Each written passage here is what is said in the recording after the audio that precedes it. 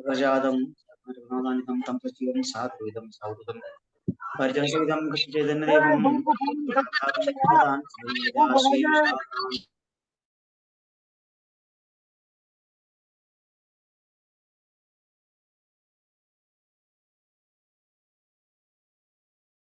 कान्त राधा कान्त नमोऽस्तुते तप्तकाञ्चन गौराङ्गी राधे वृन्दावनेश्वरीं वृषभानुसुते देवी प्रणमामि हरिप्रियें वाञ्छाकल्पतरुभ्यश्च कृपा सिन्धुभ्यः च पतितानां पावनेभ्यो वैष्णवेभ्यो नमो नमः। जय श्री कृष्ण चैतन्य प्रभु नित्यानंद श्री अद्वैत गदाधर श्रीवासादि गौर भक्त वृंद हरे कृष्ण कृष्ण कृष्ण हरे हरे हरे राम राम राम हरे हरे। नारायणं नमस्कृत्यं नरं चैव नरोत्तमं देवीं सरस्वतीं व्यासं ततो जयमुदीरये। ഹരേ കൃഷ്ണ. എല്ലാ ഭക്തർക്കും ഈ ഒരു സായാഹ്ന ശ്രീ മഹാഭാരത ചർച്ചയിലേക്ക് സ്വാഗതം. നമ്മൾ കഴിഞ്ഞ ആഴ്ച എവിടെയാണ് പറഞ്ഞു നിർത്തിയതെന്ന് ആർക്കെങ്കിലും ഓർമ്മയുണ്ടോ? ഒരാൾക്ക് പറയാം. ആരെങ്കിലും ഒരാൾ പറയൂ.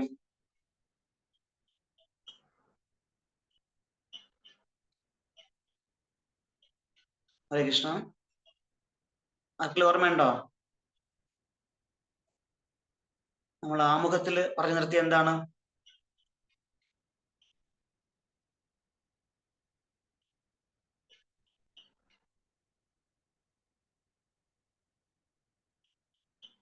ആർക്കും ഓർമ്മയില്ലേ? പഞ്ചമവേദം എന്നാണ് പറയപ്പെടുന്നത് എന്ന് മാത്രമേ പറഞ്ഞുള്ളൂ. പിന്നെ തുടങ്ങാന്നാണ് നമ്മൾ ആമുഖം പറഞ്ഞു നിർത്തി അല്ലേ? അതെ. അതിൽ അവസാനം പറഞ്ഞു നിർത്തിയത് നമ്മള് ശ്രീമദ് ഭാഗവതത്തില് എന്താ പറയാ സ്കന്ധങ്ങൾ എന്ന് പറഞ്ഞ പോലെ പറയും പോലെ ഇതിന്റെ വിവിധ എന്താ പറയാ ഒരു ഭാഗമായിട്ട് അങ്ങനെ വേർതിരിച്ചിട്ടുണ്ട്. അതിന് ഇപ്പൊ രാമായണത്തിനെ കണ്ടിട്ടില്ലേ അല്ലെ? ബാലകാന്ഡം, അയോധ്യകാന്ഡം എന്ന് പറയും പോലെ ഇവിടെ ഭാരതത്തില് ശ്രീ മഹാഭാരതത്തില് എത്ര പർവ്വങ്ങളുണ്ട് ഈ സ്കന്ധങ്ങൾ പോലെ? 18 പർവ്വങ്ങൾ. 8 പർവ്വങ്ങളുണ്ട് അല്ലെ? അതിന്റെ പേര് എന്തൊക്കെയാണ് നമുക്ക് നോക്കാം ഇന്നത്തെ ദിവസം. ഞാൻ ചോദിക്കാൻ മാത്രം അൺമ്യൂട്ട് ചെയ്താൽ മതി, അല്ലാത്തപ്പോ എല്ലാവരും മ്യൂട്ട് ചെയ്ത് വെച്ചാൽ മതി, അല്ലെങ്കിൽ ഡിസ്റ്റർബൻസ് ആവും. അപ്പൊ ആദ്യത്തെ ആദിപർവം നമുക്കെല്ലാം അറിയാം. ആദിപർവത്തിൽ എന്താണുള്ളത്? ഇതിന്റെ ഒരു സീൻ സെറ്റ് ചെയ്യണം അല്ലെ? ആരൊക്കെയാണ് ഇൻട്രൊഡക്ഷൻ അല്ലെ? കഥാപാത്രങ്ങളുടെ ഇൻട്രൊഡക്ഷനും ആ ഒരു വംശം തുടങ്ങുന്നത് എങ്ങനെയാണ് നമുക്ക് തുടക്കം. ആദിപർവം എന്ന് പറയുമ്പോൾ നമ്മൾ പേര് സൂചിപ്പിക്കുമ്പോൾ തന്നെ തുടങ്ങി വെക്കാണ്. രണ്ടാമത്തെ പർവം സഭാപർവം. സഭാപർവത്തില് ആണ് നമ്മുടെ ഇന്ദ്രപ്രസ്ഥം സ്ഥാപിക്കുന്നതും അവിടെ യുധിഷ്ഠിര മഹാരാജാവിന്റെ രാജസൂയജ്ഞം, ചൂതാട്ടത്തില് ഇവർക്കെല്ലാം നഷ്ടപ്പെടുന്നതും പാണ്ഡവർക്കെല്ലാം നഷ്ടപ്പെടുന്നതും അങ്ങനെ ഒരു എന്താ പറയാ വനവാസത്തിന് പോകുന്ന ആ ഒരു ഭാഗം അവിടെയാണ്. പിന്നെ അടുത്ത പർവ്വത്തിന്റെ പേര് വനപർവം. പേര് സൂചിക്കും പോലെ എന്താണ്? പഞ്ചപാണ്ഡവര് വനവാസ കാലത്ത് അവർക്കുണ്ട അനുഭവങ്ങളും മറ്റു കാര്യങ്ങളും അതെന്തൊക്കെയാണ് നമുക്ക് ഈ പറയുന്നത് ചുരുക്കത്തിൽ പറഞ്ഞു പോകുന്നേ ഉള്ളൂ. ഇത് ഡീറ്റെയിൽ ആയിട്ട് നമുക്ക് ഓരോന്ന് ആ ഭാഗത്തപ്പോ വ്യക്തമായിട്ട് അതിന്റെ ചരിത്രങ്ങൾ പറഞ്ഞു പോവാം. നമുക്ക് വിരാടപർവം ആർക്കറിയാം? വിരാടപർവം എന്തായിരിക്കും? ആർക്കെങ്കിലും ഗസ് ചെയ്ത് പറയാമോ? വിരാടപർവം എന്തായിരിക്കും? വിരാട രാജാവിന്റെ ദേശത്ത് അജ്ഞാതവാസം നടത്തുന്നത് അപ്പോഴുണ്ടാവുന്ന അല്ലെ? അപ്പോഴത്തെ ഒരുപാട് പഞ്ചപാണ്ഡവര് വേഷപ്രച്ഛന്നരായിട്ട് അവിടെ പല പേരുകളിൽ, അതൊക്കെ നമുക്ക് ഡീറ്റെയിൽഡ് പിന്നെ പോവാം അതിലോട്ട്. അടുത്തത് ഉദ്യോഗപർവം. ഉദ്യോഗപർവം ഉദ്യോഗം എന്ന് വെച്ചാൽ എന്താണ് അർത്ഥം? ആർക്കെങ്കിലും അറിയാമോ? ഉദ്യോഗം എന്ന് വെച്ചാൽ അർത്ഥം എന്താണ്? ഉദ്യോഗം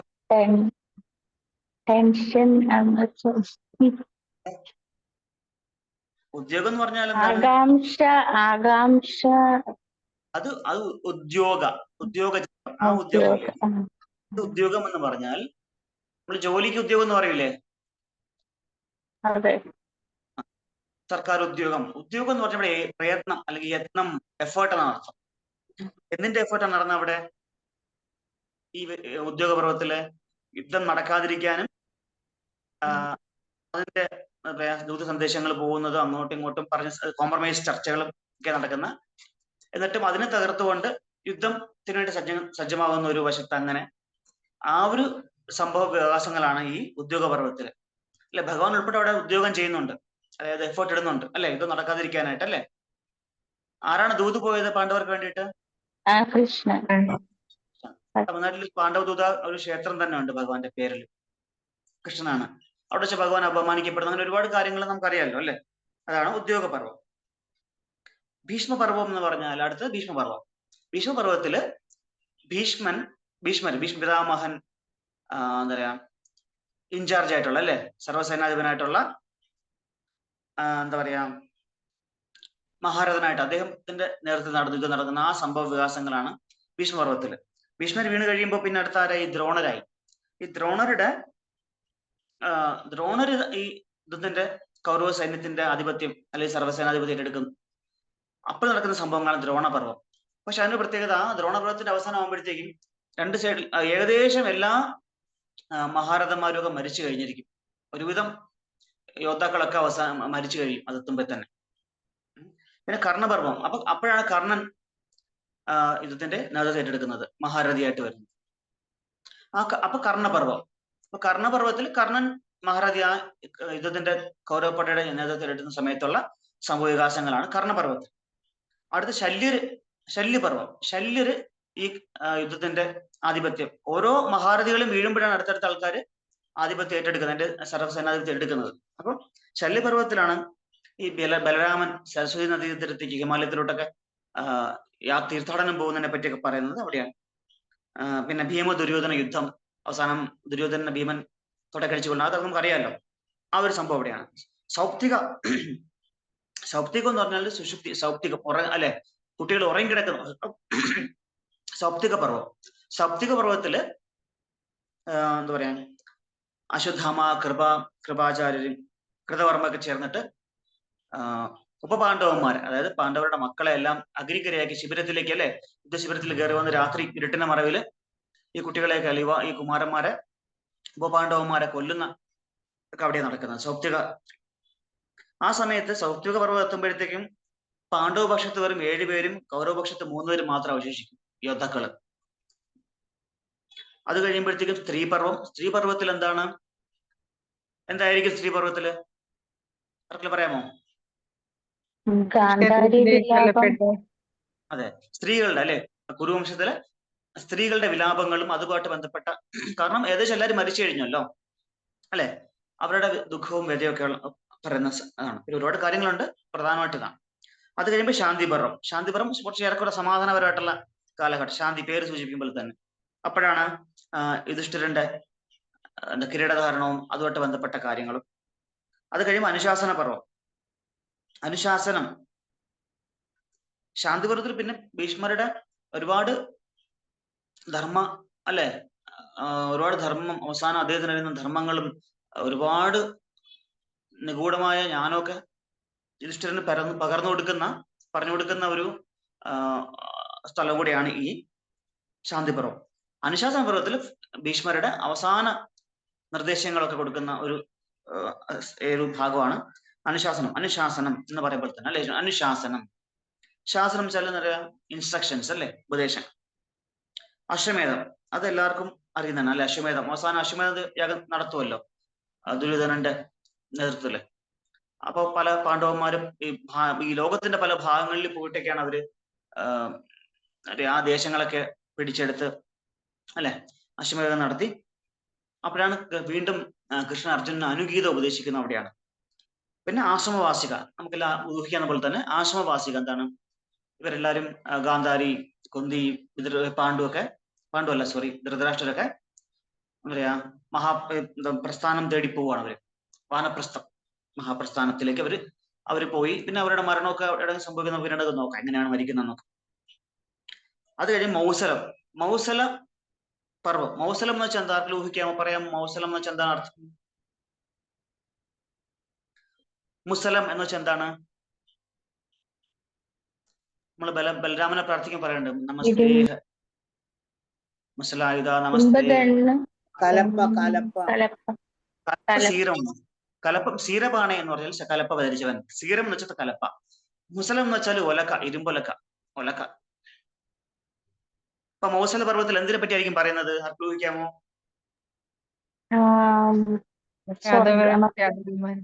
യദുവംശത്തിന്റെ നാശം.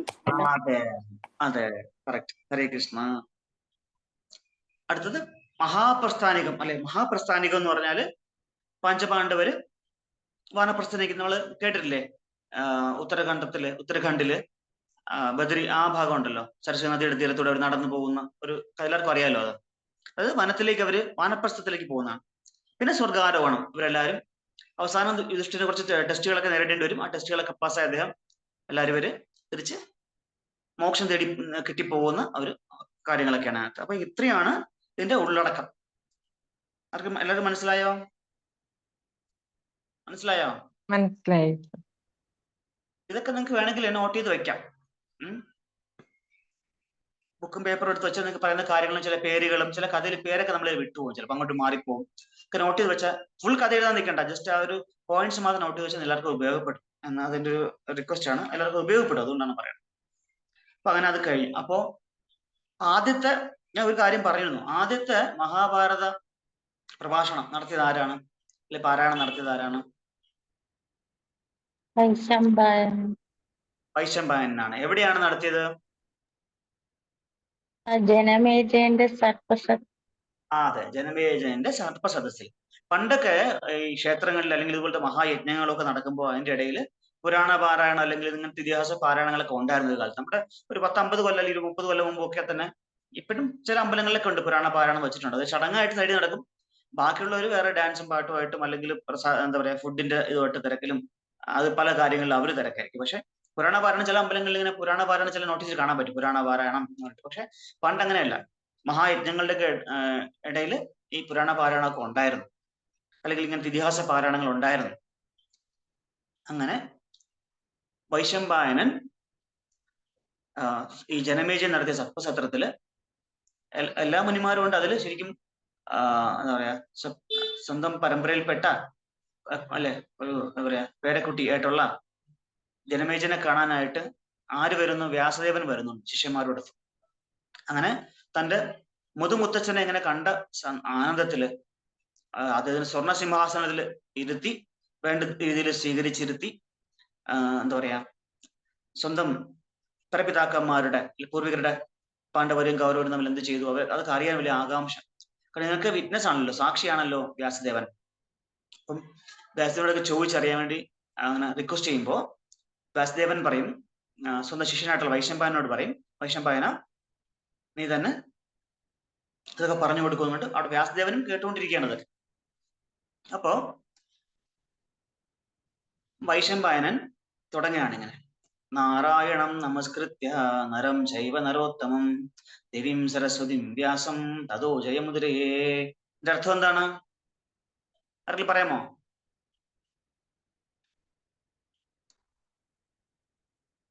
ഹരേ കൃഷ്ണ. ഞാൻ കഴിഞ്ഞ ഇൻട്രൊഡക്ഷനിൽ പറഞ്ഞിരുന്നു, ഞാൻ ഇന്നും ഞാൻ പറഞ്ഞു ഈ ശ്ലോകം.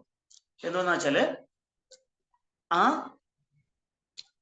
ഇങ്ങനൊരു വലിയ ഉദ്യമം, വലിയൊരു ഉദ്യമമാണല്ലോ, ഇത്രയും വലിയൊരു ഇതിഹാസം അവിടെ പാരായണം അല്ലെങ്കിൽ കഥ പറഞ്ഞു കൊടുക്കാൻ വെച്ചാൽ ഇത്തിരി ടാസ്ക് ആണ്. അതുകൊണ്ട് അദ്ദേഹം എന്ത് ചെയ്തു? നാരായണൻ നമസ്കൃത്യ, പരമ്പുരുഷമുള്ള നാരായണൻ ഭഗവാനെ സ്മരിച്ചുകൊണ്ട് നരഋഷി കേട്ടിട്ടില്ലേ?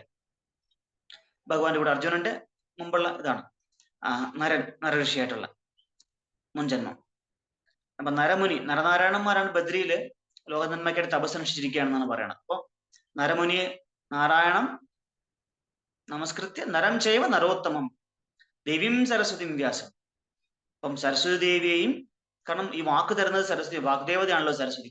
അപ്പൊ സരസ്വതി ദേവിയെയും പിന്നെ വ്യാസദേവനെയും ഒക്കെ സ്മരിച്ചുകൊണ്ട് ഞാനിത് തുടങ്ങുകയാണെന്ന് പറഞ്ഞിട്ടാണ് വൈശമ്പായനൻ തുടങ്ങുന്നത്. അതുകൊണ്ടാണ് ഈ ശ്ലോകം ഇവിടെ ഇത്രയും പ്രാധാന്യമുള്ളത്, അല്ലെ?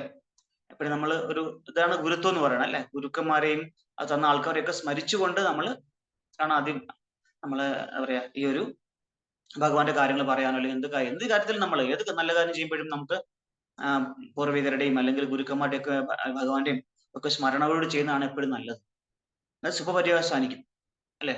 ശുഭമായിട്ട് പര്യവസാനിക്കണം. നമ്മൾ എപ്പോഴും ഇവരുടെയൊക്കെ അനുഗ്രഹം നമുക്ക് വേണ്ടി വരും. ഗുരുക്കന്മാരുടെയും ഭഗവാന്റെയും ഒക്കെ അനുഗ്രഹം നമ്മൾ തേടിയേ പറ്റും. അങ്ങനെ ഇത്രയും പറയാനെന്ന് എടുത്തിട്ട് ഇതിൽ വേറൊരാളൂടെ ഉണ്ടായിരുന്നു. ഈ ആദ്യം നടത്തിയ പ്രഭാഷണത്തില് ഒരാൾ പാർട്ടിസിപ്പേറ്റ് ചെയ്തു, വലിയൊരു മഹാനായ വ്യക്തി. ആരായിരുന്നു അത്? അറിയാമോ? ആരായിരുന്നു അത്? ആ മഹത് വ്യക്തി അദ്ദേഹമാണ്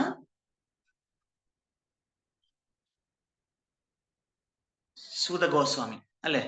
സൂത പൗരാണികൻ എന്ന് പറയും നമ്മൾ കേരളത്തിലൊക്കെ. സൂത പൗരാണികൻ അവിടെ കേട്ടു. അതിന് വേറൊരു അദ്ദേഹം രോമഹർഷണ എന്ന് പറഞ്ഞ ഒരു വ്യക്തിത്വത്തിന്റെ പുത്രനായിരുന്നു, മഹാവ്യക്തിയുടെ പുത്രനായിരുന്നു ഇദ്ദേഹം, സൂത പൗരാണികൻ. ഇദ്ദേഹത്തിന് ഉഗ്രശ്രവസ് എന്നൊരു പേരുകൂടെ ഉണ്ട്. ഉഗ്രശ്രവസ് എന്ന് പറഞ്ഞാൽ എന്താണ്? ശ്രവിക്കുക, ശക്തമായിട്ടുള്ള ശ്രവണശക്തിയും ഉള്ള ഒരാൾ. ശ്രവണശക്തി എന്ന് കേൾക്കുക എന്ന് പറഞ്ഞാൽ കേട്ടാൽ മാത്രം മതി. അത് അതേ രീതിയിൽ മനസ്സിലാക്കി അപഗ്രഥിച്ച് ജീവിതത്തിൽ പ്രാക്ടീസ് ചെയ്യാനും മറ്റുള്ള പറഞ്ഞു കൊടുക്കാനും കഴിവുള്ള വ്യക്തിയാണ്. അങ്ങനെയുള്ള ആളാണ് കേട്ടോ, നീ കേട്ടോ എന്ന് ഒരാളോട് ചോദിച്ചാൽ അർത്ഥം എന്താണ്? കേൾക്കുക എന്ന് പറഞ്ഞാൽ വെറുതെ കേട്ട് ചെവി കേട്ട് ആദ്യപടി കളയുന്നതല്ല. കേട്ട് മനസ്സിലാക്കി സ്വയം അത് ജീവിതത്തിൽ അനുഷ്ഠിച്ച് മറ്റുള്ളവർക്ക് പറഞ്ഞു കൊടുത്ത് അവർക്കും മനസ്സിലാക്കി കൊടുക്കാൻ കഴിവുള്ളവരാണ് ശരിക്കും കേൾവിശക്തി ഉള്ളവരെന്ന് പറയണം. അല്ല വെറുതെ കേൾക്കുന്നവരല്ല കേൾവിശക്തി ഉള്ളത്. അപ്പം ഇത്രയും ശക്തമായ ഒരു ജ്ഞാനം കേട്ട് മനസ്സിലാക്കി മറ്റുള്ളവർക്ക് പറഞ്ഞു കൊടുക്കാനുള്ള കഴിവുള്ള ആളായതുകൊണ്ട് അതിന് ഉഗ്രശ്രവസ് എന്നൊരു പേരും കൂടെ ഉണ്ട്. അപ്പൊ ഉഗ്രശ്രവസ് ഇത് കേട്ടിരുന്നു അവിടെ സർപ്പസത്രത്തില്. അപ്പോ നമുക്കറിയാലോ ഒരു സംഭവം സ്ഥലത്ത് അത് കേട്ടല്ലേ, ന്യൂസിൽ നമുക്കറിയാം. ആ യഥാർത്ഥ സ്ഥലത്ത് എന്താ പറയാ, സംഭവം നടന്ന സ്ഥലത്തുണ്ടായിരുന്ന ദൃക്സാക്ഷി ഒരു സ്ഥലത്ത് എത്തിപ്പെട്ട അയാളെ ഇന്റർവ്യൂ ആണ് ഭയങ്കരമായിട്ട്, അല്ലെ? എല്ലാവർക്കും ആകാംക്ഷയാണ്. കാരണം അയാൾക്ക് കുറച്ച് കൂടുതലായിട്ട് വ്യക്തമായിട്ട് കാര്യങ്ങൾ പറയാൻ പറ്റും, നേരിൽ കണ്ടതുകൊണ്ട് അല്ലെങ്കിൽ കേട്ടതുകൊണ്ട്. അപ്പൊ ഈ സംഭവത്തിന്റെ ദൃക്സാക്ഷിയായിട്ട് അവിടെ ആദ്യമായിട്ടുള്ള പാരായണം കേട്ട ആളാണ് സൂത പൗരാണികൻ. അതുകൊണ്ട് ഇദ്ദേഹം നൈമിഷാരണ്യത്തിൽ എത്തിച്ചേരുമ്പോ ഈ സംഭവം അറിഞ്ഞിട്ട് അവിടെ ഈ മുനിമാര് കലിയുഗത്തിന്റെ ദോഷ ശമനത്തിനായിട്ട് ഒരു 1000 വർഷം സത്രം നടത്തിക്കൊണ്ടിരിക്കുക. ആ സത്രത്തിന്റെ ഇടയിലാണ് ഇദ്ദേഹം വരുമ്പോ ഇങ്ങനെ ആവശ്യപ്പെടും. അവിടെയും കണ്ടോ സത്രം, ഒരു മഹായാഗം നടക്കണം. അപ്പൊ അതിനിടയ്ക്കും ഒരു ഇതിഹാസം അല്ലെങ്കിൽ ഭഗവാന്റെ മഹാത്മ്യങ്ങളൊക്കെ പറയുന്ന ഒരു ഇതവിടെ പറയാനാണ് ആഗ്രഹിക്കുന്നത്. ഭക്തന്മാർ എപ്പോഴും അങ്ങനെയാണ്, അല്ലെ? എപ്പോഴും ഭഗവാനെ പറ്റിയുള്ള കാര്യങ്ങളും ഭഗവാന്റെ ഭക്തന്മാരെ പറ്റിയുള്ള കാര്യങ്ങളൊക്കെ വളരെ കേട്ട്, അല്ലെ, ദുഷ്യന്തിച്ച രമന്തിച്ച കേട്ട് ആനന്ദിക്കാൻ ആഗ്രഹമുള്ളവരാണ് ഭഗവാന്റെ പരിശുദ്ധ ഭക്തന്മാർ. അപ്പൊ ഇവർക്കും ഇതൊക്കെ അറിയാനൊരു ആഗ്രഹം. അങ്ങനെ അവരുടെ ആ ഒരു ആഗ്രഹം അല്ലെങ്കിൽ ഒരു റിക്വസ്റ്റ്, അവരുടെ ഒരു അപേക്ഷ സ്വീകരിച്ചുകൊണ്ട് സൂത ഗോസ്വാമി മഹാഭാരതം എഴുതി തുടങ്ങിയത് മുതൽ സർപ്പസത്രം വരെയുള്ള കാര്യങ്ങൾ ആദ്യം പറയും. അത് കഴിഞ്ഞിട്ടാണ് ഇദ്ദേഹം ശരിക്കും ഇതിന്റെ ആദ്യ കാര്യങ്ങളിലോട്ട് കടക്കുന്നത്. എന്താ അദ്ദേഹം പറഞ്ഞു കൊടുക്കുന്നത് എങ്ങനെയാണ്? വൈശമ്പാനിൽ നിന്നും കേട്ടതുപോലെ ഞാൻ പറയാം. അതാണ് ഒരു ഗുരുപരമ്പരയുടെ ഒരു മഹാത്മ്യം, അല്ലെ? അവിടെ നിന്ന് കുറച്ച് കേൾക്കും, പിന്നെ ഇവിടുന്ന് വഴിയിൽ നിന്ന് കുറച്ച് കഴിഞ്ഞിട്ട് പിന്നെ ഇവിടുന്ന് കുറച്ച് എടുക്കും. അങ്ങനെ മിക്സർ ഫ്രൂട്ട്സായിട്ട് പോലും അല്ല ഇതൊന്നും പറയേണ്ടത്. എങ്ങനെ നമ്മളൊരു ആചാര്യനിൽ നിന്ന് കേൾക്കുന്നു അതേപോലെ തന്നെ നമ്മൾ പറയണം, അടുത്തൊക്കെ പറഞ്ഞു കൊടുക്കും. നമ്മുടെ സ്വന്തം എന്താ പറയാ സ്പെക്കുലേഷൻ, ഊഹാപോഹങ്ങൾ പാടില്ല. ഇത് അങ്ങനെ ആയിരിക്കാം, ഇത് ഇങ്ങനെ ആയിരിക്കാം എന്നൊന്നും നമ്മൾ വെറുതെ ഒന്ന് മസാല ഇടാൻ പാടില്ല. എന്നിട്ട് അദ്ദേഹം പറഞ്ഞു, ഞാൻ വൈശമ്പാനിൽ നിന്ന് കേട്ടതുപോലെ പറയാൻ ശ്രമിക്കാന്ന് പറയാൻ തുടങ്ങുന്നത് അദ്ദേഹം.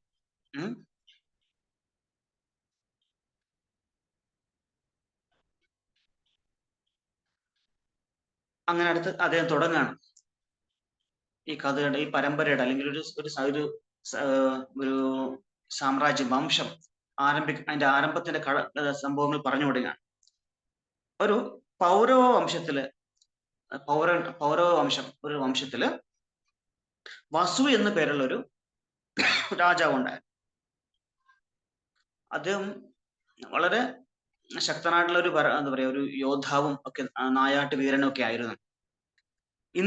ദേവേന്ദ്രന്റെ നിർദ്ദേശപ്രകാരം അദ്ദേഹം ചേതി എന്ന് പറയുന്നൊരു സ്ഥലം കീഴടക്കി അതിനെ തലസ്ഥാനമാക്കി അദ്ദേഹം ഭരിച്ചുകൊണ്ടിരുന്നു. ആ സമയത്ത് അദ്ദേഹം നായാട്ടിലൊക്കെ ഭയങ്കര അതിയായ ഒരു ആകർഷണവും അല്ലെങ്കിൽ എന്താ പറയാ ഒരു കഴിവുള്ള ആളായിരുന്നു. അപ്പൊ അദ്ദേഹം മിക്കവാറും കാട്ടിലൊക്കെ തന്നെ വസിക്കുന്നത്. കുറെ കാലം നമുക്കും അറിയാലോ, കുറെ കാലം നമ്മൾ ഒരു കാര്യം വെച്ച് നമുക്ക് ബോറടിക്കും, അല്ലെ? ഇനി വേറെ എന്തെങ്കിലും ജോലി നോക്കാം, അല്ലെങ്കിൽ കുറച്ച് റെസ്റ്റ് എടുക്കാന്നൊക്കെ തോന്നും. കാരണം നമുക്ക് ആവശ്യം കൂടുതൽ അതാണ്. കാരണം നമുക്ക് എത്രത്തോളം ഭൗതികമായിട്ടുള്ള ഐശ്വര്യങ്ങൾ ഒരുപാട് എത്ര വന്നാലും നമ്മൾ എത്ര കഴിക്കുന്ന കൂടി പോയാലും നമുക്ക് 10 ഇഡ്ഡലി, അല്ലെ, എത്ര കഴിക്കാൻ പറ്റില്ല നമുക്ക്. എത്ര കഴിക്കാൻ പറ്റും? കഴിക്കുന്നതിനോട് കഴിച്ചു കഴിയുമ്പോൾ അതൊരു ബോറടി, ഒരു തൃപ്തി, ഒരു മതിയാവും, വേണ്ടെന്നുള്ള അവസ്ഥ. നമ്മൾ എന്ത് ചെയ്താലും നമ്മൾ അങ്ങനെ ഭൗതികമായിട്ടുള്ള എന്ത് ആസ്വാദനം നമ്മൾ നടത്തിയാലും നമുക്കൊരു പരിധി കഴിയുമ്പോൾ നമുക്ക് മതി, ഇനി മതി എന്നൊരു തോന്നലുണ്ടാവും. അങ്ങനെ ഒരു സാഹചര്യം വന്നപ്പോ ഈ വസു എന്ത് ചെയ്തു? എല്ലാം ഉപേക്ഷിച്ചിട്ട് കാട്ടിൽ പോയിട്ട് തപസ്സും മറ്റ് അനുഷ്ഠാനങ്ങളൊക്കെ ആരംഭിച്ചു. കാരണം ആരെങ്കിലും കാട്ടിൽ താമസം ആരംഭിച്ചു നമുക്കറിയാം, എല്ലാ പുരാണ കഥകളിലും കേട്ടിട്ടുണ്ട് അല്ലെ? ആർക്ക് പ്രശ്നം തുടങ്ങും അവിടെ? ഹരേ കൃഷ്ണ. ആർക്ക് ബുദ്ധിമുട്ടാവും? ആരെങ്കിലും തപസ് തുടങ്ങി കഴിഞ്ഞാൽ ആർക്കാ പ്രശ്നം അവിടെ? ആരെങ്കിലും പറയാമോ? ദേവേന്ദ്രന്. ദേവേന്ദ്രൻ. അതെ, ദേവേന്ദ്രൻ. ദേവേന്ദ്രൻ ഒരു ഉദാഹരണം മാത്രമാണ്. നമ്മളെല്ലാരും അങ്ങനെ തന്നെയാണ് അല്ലെ? നല്ലൊരു സർവീസ് നമ്മൾ ചെയ്യും, വേറെ ആളെന്നാ ചെയ്യുമ്പോ അയ്യോ നാളെ എന്റെ ഇത് പോവോ, നമ്മൾ ആർക്കൊന്നും പറഞ്ഞു കൊടുക്കുന്നില്ല അങ്ങനെ പെട്ടെന്നൊന്നും. കാരണം നമ്മുടെ പൊസിഷൻ പോവോ. എല്ലാവരിലും ഒരു ഇന്ദ്രൻ ഒളിഞ്ഞിരിപ്പുണ്ട് എല്ലാവരുടെ ഉള്ളിലും. അപ്പൊ ഈ ദേവേന്ദ്രൻ എപ്പോഴും അസൂയാലോട്ടുള്ള വ്യക്തിയാണ് ഇതിൽ കാണിക്കുന്നത് എല്ലാ സംഭവങ്ങളിലും. അപ്പോ ഈ ഇന്ദ്രൻ വന്നിട്ട് മറ്റു ദേവന്മാരെ കൂട്ടി വന്നിട്ട് പറഞ്ഞു, വസു താങ്കൾ എന്തിനാണ് ഇത്രയും വലിയ കഴിവുള്ള രാജാവ്, അങ്ങ് എന്തിനാണ് ഇതൊക്കെ ചെയ്ത് ഇങ്ങനെ വെറുതെ ടൈം വേസ്റ്റ് ചെയ്യുന്നത്? താങ്കൾക്ക് വീണ്ടും ആ ചേതുരാജ്യം ഭരിച്ച് അവിടെ ആസ്ഥാനമാക്കി മറ്റു സ്ഥലങ്ങളൊക്കെ ഭരിച്ച് നല്ലൊരു ചക്രവർത്തിയായിട്ട് ഇരുന്നുകൂടെ? അതല്ലേ നല്ലത്? ഇത്രയും കഴിവുള്ള അങ്ങ് എന്തിനാണ് വെറുതെ എനർജിയും ഇതൊക്കെ വെറുതെ? അദ്ദേഹത്തിന്റെ ഒരു എത്രയോ ജനങ്ങൾ അങ്ങയുടെ ഭരണത്തിൽ സംതൃപ്തരല്ലേ എന്നൊക്കെ പറഞ്ഞ് അദ്ദേഹത്തിന് ഒരുപാട് പുകഴ്ത്തി സൂചിപ്പിച്ചിട്ട് പറയാണ്, പിന്നെ അങ്ങ് എന്തിനു വേണ്ടിയാണ് തപസ് ചെയ്യണമെങ്കിലും ഈ ഒരു ജന്മം കഴിയുമ്പോൾ അങ്ങക്ക് എന്താണ് വേണ്ടത് ആ ഉന്നതമായ അവസ്ഥ ഞാൻ അങ്ങേക്ക് തരാം എന്ന് വാക്ക് കൊടുക്കുകയാണ്. അങ്ങനെ ശരി ഇത്രയും പറയില്ലെന്ന് വെച്ചിട്ട്, ഇന്ദ്രൻ വന്ന് പറയില്ലെന്ന് വെച്ചിട്ട് ഇദ്ദേഹം എന്ത് ചെയ്യും? വീണ്ടും തിരിച്ച് നാട്ടിലേക്ക് പോയി ചേതുരാജ്യം ആസ്ഥാനമാക്കിയിട്ട് സകല സ്ഥലങ്ങളും അങ്ങനെ ഭരിക്കാൻ തുടങ്ങും. അപ്പോൾ തന്നെ ഇന്ദ്രൻ അനുഗ്രഹം കൊടുക്കും, അതിനൊപ്പം തന്നെ ഒരു സ്ഫടിക രഥം കൊടുക്കും. ആ സ്ഫടിക രഥത്തിന്റെ പ്രത്യേകത എന്താണെന്ന് വെച്ചാല് ഈ രഥം ഉപയോഗിച്ച് ഇദ്ദേഹത്തിന് ഈ ഭൗതിക ശരീരം വെച്ചുകൊണ്ട് തന്നെ വിവിധ അന്യഗ്രഹങ്ങളിലേക്കുള്ള സുഗമയാത്ര നടത്താമായിരുന്നു. മറ്റ് എന്താ പറയാ, ഗന്ധർവ ലോകം, സിദ്ധലോകം, ചാരണയോഗം ലോകം, അതുപോലെ തന്നെ ദേവലോകം, ഇവിടെയൊക്കെ പോകാൻ പറ്റുമല്ലോ. എല്ലാ ഭൗതിക ലോകങ്ങളിലേക്ക്, ഉപരി ലോകങ്ങളിലേക്ക് ഇതിന് യാത്ര ചെയ്യാൻ പറ്റും. അത് മാത്രമല്ല അദ്ദേഹം ഒരു പ്രത്യേക തരത്തിലുള്ള താമരപ്പൂ, വാടാത്ത താമരപ്പൂവും ഇതിന് സമ്മാനിക്കും. താമരപ്പൂ കൊണ്ടുള്ള മാല.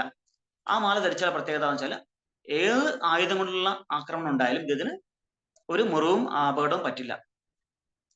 എന്നിട്ട് അദ്ദേഹം ഒരു മുളം ദണ്ടും കൊടുത്തിട്ട് പോയി. ഒരു അധികാര ദണ്ടിന്റെ, ലോകത്തെ ഭരിക്കാനായിട്ട്, ആളുകളെ ഭരിക്കാനായിട്ട് ഒരു അധികാര ദണ്ടിന്റെ രൂപത്തിൽ ഒരു മുളം ദണ്ടും കൈ കൊടുത്തിട്ട് പോയി. മുളം ദണ്ട്. അങ്ങനെ 3 കാര്യങ്ങളാണ് ഇന്ദ്രൻ വസുവിന് കൊടുക്കുന്നത്. അങ്ങനെ വസുവും വളരെ സന്തോഷമായിട്ട് രാജ്യം ഭരിച്ചു. മാത്രമല്ല ഈ കിട്ടിയ മുളം ദണ്ട് അദ്ദേഹം സ്ഥലത്ത് ഇങ്ങനെ ഊന്നി വെച്ചിട്ട് അതിന് പൂജകൾ അർപ്പിച്ചു. ഇന്ദ്രൻ കൊടുത്തതല്ലേ, ഇന്ദ്രനെ സങ്കല്പിച്ച് അദ്ദേഹം പൂജകളൊക്കെ ചെയ്യുമായിരുന്നാലും. അങ്ങനെ ഇത് കണ്ടിട്ട് പിന്നെയുള്ള ആൾക്കാരും ഇത് ഒരു മുളങ്കം വെച്ചിട്ട് ഇന്ദ്രനെ ആരാധിക്കാനായിട്ട് തുടങ്ങി. അങ്ങനെ ഒരു ആചാരം ഉണ്ടായി ഇതിലൊക്കെ ഉള്ളത്. അപ്പോ ഈ വസു അങ്ങനെ ഉപരിചര വസുവായിട്ട് മാറി. ഉപരി എന്ന് വെച്ചാൽ മുകളിൽ, ചര എന്ന് വെച്ചാൽ യാത്ര ചെയ്യുക. അപ്പൊ ഉപരി ലോകങ്ങളിലേക്ക് ചരിക്കുന്ന ഉപരി ലോകങ്ങളിലേക്ക് യാത്ര ചെയ്യുന്ന വസു എന്നുള്ള പേരില് ഉപരിചര വസു എന്നുള്ള പേര് അദ്ദേഹത്തിന് കിട്ടി. അങ്ങനെയാണ് വസു ഉപരിചര വസുവായിട്ട് മാറുന്നത്. അങ്ങനെ അദ്ദേഹം നന്നായിട്ട് രാജ്യമൊക്കെ ഭരിച്ചു വളരെ സന്തോഷമായിട്ട് ഇങ്ങനെ പോയിക്കൊണ്ടിരിക്കുന്ന സമയത്ത് അപ്പൊ ഇന്ദ്രൻ വീണ്ടും സംതൃപ്തനാണ്. ഇന്ദ്രനെ ആരാധിക്കുന്നുണ്ട്. അത് മാത്രമല്ല മറ്റു ആളുകളും ഇങ്ങനെ ഇന്ദ്രനെ ആരാധിച്ച് കൊണ്ടിരിക്കുക. ആ സമയത്ത് ഒരു ഹംസത്തിന്റെ രൂപത്തില് ഇന്ദ്രൻ വന്ന് ഇദ്ദേഹം കൊടുക്കുന്ന പൂജകളും ഓഫറിങ്സും ഒക്കെ സ്വീകരിച്ച് വീണ്ടും നല്ല അനുഗ്രഹം കൊടുത്തിട്ട് അദ്ദേഹം പോകുന്നുണ്ട്. അങ്ങനെ ഇരിക്കുന്ന കാലഘട്ടത്തില് അദ്ദേഹം ചേതി ആസ്ഥാനമായിട്ട് ഭരിച്ചുകൊണ്ടിരിക്കുന്ന സമയമാണ്. ആ സമയത്ത് അവിടെ ഒരു എന്താ പറയാ, അതിന്റെ ആ സാമ്രാജ്യത്തിൽ ഒരു നദിയുണ്ട്, സൂക്തിമതി എന്ന നദിയാണ്. ആ നദിയും അതിനടുത്ത് തന്നെ ഒരു പർവ്വതമുണ്ട്, കോലാഹല പർവ്വതം. അപ്പൊ സൂക്തിമതി നദിയും കോലാഹല പർവ്വതവും, ഈ പേരൊക്കെ ചിലപ്പോൾ നമ്മൾ വിട്ടുപോകും, മറന്നുപോകും. ഈ ഒരുപാട് പേരുകൾ വരുന്നുണ്ട്, വിട്ടുപോകും. നമ്മൾ ആദ്യമേ പറഞ്ഞു അല്ലെ, ഇൻട്രഡക്ഷനിൽ പറഞ്ഞു ഇത് പല തീർത്ഥസ്ഥാനങ്ങളെ പറ്റിയും മലകളെ പറ്റിയും വനങ്ങളെ പറ്റിയും നദികളെ പറ്റിയൊക്കെ അതിനകത്ത് ഒരുപാട് പറയുന്നുണ്ടെന്ന് വ്യാസദേവൻ ആദ്യം ബ്രഹ്മദേവനോട് പറയുന്നുണ്ട്. അപ്പൊ ഇതിൽ ആദ്യം വന്ന നദിയുടെ പേരാണ് സൂക്തിമതി, പർവ്വതം കോലാഹല. നമ്മുടെ കാര്യം ഞാൻ ആദ്യം ഇപ്പൊ പറയാം. നമ്മൾ ഈ പുരാണങ്ങളിൽ പറയുന്ന പല കാര്യങ്ങളും, അതായത് പല നദികൾക്കും തീർത്ഥസ്ഥാനങ്ങൾക്കും എല്ലാം ഒരു വ്യക്തിരൂപമുണ്ട്. അതിന്റെ അധിപതിയായിട്ടൊരു, നമ്മൾ ഇംഗ്ലീഷിൽ പറഞ്ഞാൽ എന്താ പറയാ, പ്രിസൈഡിങ് ഡീറ്റി എന്ന് പറയും, അല്ലെങ്കിൽ വ്യക്തിരൂപം അതിനുണ്ട്. ഇപ്പൊ ഗംഗയ്ക്ക് ഗംഗാദേവി, ഭൂമി എന്ന് പറഞ്ഞൊരു ഭൂമി എന്നൊരു ഗോളമാണ്. ആ ഗോളത്തിന് അധിപതിയായിട്ടൊരു വ്യക്തിരൂപമുണ്ട്. അതാണ് ഭൂമി ദേവി നമ്മൾ പറയും. ചന്ദ്രൻ ഒരു ഗോളമാണ്. ഞാൻ കുട്ടികൾ വിചാരിച്ചിട്ടുണ്ട് ചന്ദ്രൻ ഒരു ഗോളമല്ലേ സ്കൂളിൽ പഠിച്ച സമയത്ത് വിചാരിച്ചിട്ടുണ്ട്. ഈ ചന്ദ്രൻ അതിനങ്ങനെ പിന്നെ ആൾക്കാർ ഇങ്ങനെ ചന്ദ്രദേവനുണ്ട്, അങ്ങനെ ഈ ദക്ഷന്റെ കഥയൊക്കെ നമ്മൾ കേട്ടിട്ടുണ്ട്. ദക്ഷന്റെ 27 നക്ഷത്രങ്ങളുള്ള മക്കളെ കല്യാണം കഴിച്ചു, അങ്ങനെ കഥ കേട്ടിട്ടുണ്ട്. നമുക്കിത് പറഞ്ഞു തരാണെങ്കിൽ വ്യക്തമായി പറഞ്ഞു തരാൻ ആർക്കും അറിഞ്ഞൂടായിരുന്നു ആ കാലഘട്ടത്തിൽ. അങ്ങനെ ചോദിക്കാൻ പാടില്ലെന്ന് പറയും. അപ്പൊ ഞാൻ ചോദിച്ചു എന്തുകൊണ്ട് ഈ ഒരു ഗ്രഹമായിട്ടുള്ള ഒരു ഗോളമല്ലേ, ഈ ഗോളത്തിന് എങ്ങനെ കല്യാണം കഴിച്ചിട്ടു, അതിനൊക്കെ ഒരു സംശയം എനിക്കുണ്ടായിരുന്നു. പിന്നെ പ്രഭാന്റെ ബുക്ക് വായിക്കുമ്പോഴേക്കാണ് മനസ്സിലാവുന്നത് എന്താണ് ഈ എല്ലാ ഗ്രഹങ്ങൾക്കും നദികൾക്കും തീർത്ഥസ്ഥാനങ്ങൾക്കും എല്ലാം ഒരു അതിദേവത ഉണ്ടാവും. ആ വ്യക്തികളെ പറ്റിയാണ് ഇവിടെ പറയുന്നത്. ഇവിടെ എപ്പോഴും വായു അല്ലെങ്കിൽ അഗ്നി, ഗംഗ എന്നൊക്കെ ഭൂമി എന്നൊക്കെ പറയുമ്പോൾ ഈ ചന്ദ്രൻ എന്നൊക്കെ പറയുമ്പോൾ അതിന്റെ അതിദേവതയായിട്ടുള്ള ആ ഒരു വ്യക്തി രൂപത്തെയാണ് നമ്മളിവിടെ പറയുന്നത്. അതിന്റെ അധിപതിയായിട്ടുള്ള ആ ഒരു പേഴ്സണിഫൈഡ് ഫോമിനെ നമ്മൾ പറയുന്നത്. അപ്പൊ എന്ന് പറയും പോലെ ഇദ്ദേഹം അങ്ങനെ ഉപരിചര വസ്തു ഇങ്ങനെ വരുമ്പോ കാണുന്ന കാഴ്ച സൂക്തിമതി നദിയെ ഈ കോലാഹലൻ എന്ന് പറയുന്ന പർവ്വതം ആക്രമിക്കുകയാണ്, ഉപദ്രവിക്കുകയാണ്. അപ്പൊ മനസ്സിലാക്കേണ്ടത് ഈ നദി എങ്ങനെ ഈ ഒരു പർവ്വതം ആക്രമിക്കും എന്നൊരു ചോദ്യം. ഞാൻ 5-6 ദിവസം മുമ്പ് കണ്ടൊരു യൂട്യൂബ് സജഷൻ വന്നാണ്. അതിൽ ഒരാൾ ഇതിനെപ്പറ്റി ഈ സെയിം സംഭവത്തെ ഒരാൾ പേര് മറന്നു അയാൾ വ്യാഖ്യാനിക്കുന്നുണ്ട്. ഇത് വെറും സാങ്കല്പികങ്ങൾ അല്ലെങ്കിൽ വെറും സൂചകങ്ങളാണ്. സുക്തിമതി എന്ന് പറഞ്ഞ ഒരു വനിതയെ, ഒരു സ്ത്രീയെ കോലാഹലൻ എന്ന് പറഞ്ഞ ഒരു ദുഷ്ടനായിട്ടുള്ള ആൾ ആക്രമിച്ചത് രാജാവ് കണ്ടിരിക്കും എന്നൊക്കെ അങ്ങനെയൊക്കെ വ്യാഖ്യാനിക്കുന്നത്. പക്ഷെ നമ്മൾ മനസ്സിലാക്കേണ്ടത് ഈ പുരാണങ്ങൾ ഇതിഹാസങ്ങളൊക്കെ നമ്മൾ ഇന്നത്തെ കാലഘട്ടം കൊണ്ടല്ല, ആ കാലഘട്ടത്തിൽ നിന്നുകൊണ്ട് നമ്മൾ ഇതിനൊക്കെ നോക്കി കാണണം. കാരണം പലതും നമ്മുടെ യുക്തിക്കോ നമ്മുടെ ഇന്നത്തെ ചിന്തയ്ക്കോ ഞാൻ ഇൻട്രൊഡക്ഷനിലും പറഞ്ഞെന്ന് തോന്നുന്നു നമുക്ക് ചിലപ്പോൾ ഉൾക്കൊള്ളാൻ പറ്റുന്ന വരില്ല. പക്ഷെ ഇതൊക്കെ ഒരു കാലത്ത് ഉണ്ടായിരുന്നിരിക്കാം, നമുക്കറിയില്ലല്ലോ. ഇല്ലെന്ന് പറയാൻ നമ്മുടെ ആധാരമൊന്നുമില്ലല്ലോ. നമുക്കറിയാത്ത കാര്യം ലോകത്തില്ല എന്ന് നമുക്ക് പറയാൻ പറ്റില്ല, അല്ലെ ഉണ്ടായിരുന്നില്ല എന്ന് പറയാൻ പറ്റില്ല. എന്ന് പറയും പോലെ ഇതൊക്കെ നമ്മൾ ഇതിൽ പ്രധാനമായിട്ട് നമ്മൾ നോക്കേണ്ടത് ഇതിലുള്ള ഫാക്ട് അല്ലെങ്കിൽ ലോജിക്ക് തപ്പിപ്പോവാതെ നമ്മൾ ഇതിനകത്തുള്ള തത്വങ്ങൾ എന്തൊക്കെയാണെന്ന് നോക്കണം. ഈ മഹാഭാരതം എന്ന് പറയുമ്പോൾ പ്രത്യേകിച്ച് ഇത്രയും വലിയൊരു ഒരു കാവ്യം, ഇതൊരു മഹാസാഗരം പോലെയാണ്. സാഗരത്തിന്റെ അടിയിൽ കടലിനടിയിൽ നമ്മൾ തപ്പി കടലിന് രത്നാകരം എന്നൊരു പേരൂടെ ഉണ്ട് സംസ്കൃതത്തില്. എന്തുകൊണ്ടാണ് അതിന്റെ അടിയിൽ ഒരുപാട് രത്നങ്ങളും അമൂല്യ വസ്തുക്കളൊക്കെ ഉള്ള ഒരു രത്നഗർഭ എന്നും പേരുണ്ട്. അല്ലെ, ഗർഭത്തിൽ അമൂല്യ സാധനങ്ങൾ വസ്തുക്കൾ ഒളിപ്പിച്ചിട്ടുള്ള ഒരു ഇതായത് കൊണ്ടാണ് അങ്ങനെ പേരിടാൻ കാരണം. അപ്പോ ഈ മഹാസാഗരം, ഈ രത്നാകരത്തിന്റെ അകത്ത് തപ്പിപ്പോയി കഴിഞ്ഞാൽ ഒരുപാട് നമുക്ക് വിഷച്ചെടികള്, അമൂല്യ രത്നങ്ങള്, അല്ലെങ്കിൽ വിഷജന്തുക്കള്, ഉപദ്രവകരമായിട്ടുള്ള മറ്റു കാര്യങ്ങൾ, അഗാധ ഗർത്തങ്ങള്, പർവ്വതങ്ങളൊക്കെ കടലടിയിലും കാണാൻ പറ്റും എല്ലാം. പക്ഷെ നമ്മുടെ ലക്ഷ്യം എന്തായിരിക്കണം? അതിൻ്റെ ഉള്ളിലുള്ള അമൂല്യമായ രത്നങ്ങളെ മാത്രം സ്വീകരിക്കുക എന്നുള്ളതാണ് നമ്മുടെ ലക്ഷ്യം. അപ്പോ ഈ മഹാഭാരതത്തില് ഒരുപാട് കർമ്മകാന്ഡം, ജ്ഞാനകാന്ഡം, ഇതുപോലത്തെ കുറെ കാര്യങ്ങൾ ഇതിനകത്ത് വരുന്നുണ്ട്, മിക്സഡ് ആയിട്ടുള്ള. നമ്മൾ പക്ഷെ അതിലൊന്നും നമ്മുടെ ശ്രദ്ധ അത് അറിഞ്ഞിരിക്കാൻ വേണ്ടി ഇങ്ങനെ കേട്ടു പോവാന്നല്ലാതെ നമ്മൾ ശ്രദ്ധ കൊടുക്കേണ്ട എപ്പോഴും എന്തിനാണ്? ഭഗവാന്റെ മഹത്വങ്ങൾ എങ്ങനെ നമുക്ക് ഭഗവാന്റെ നമുക്കും കിട്ടാം. പാണ്ഡവരും ദ്രൗപദിയും കുന്തി മഹാറാണിയും ഒക്കെ അനുഭവിച്ച കൃഷ്ണൻ നമുക്ക് എങ്ങനെ അനുഭവിക്കാം?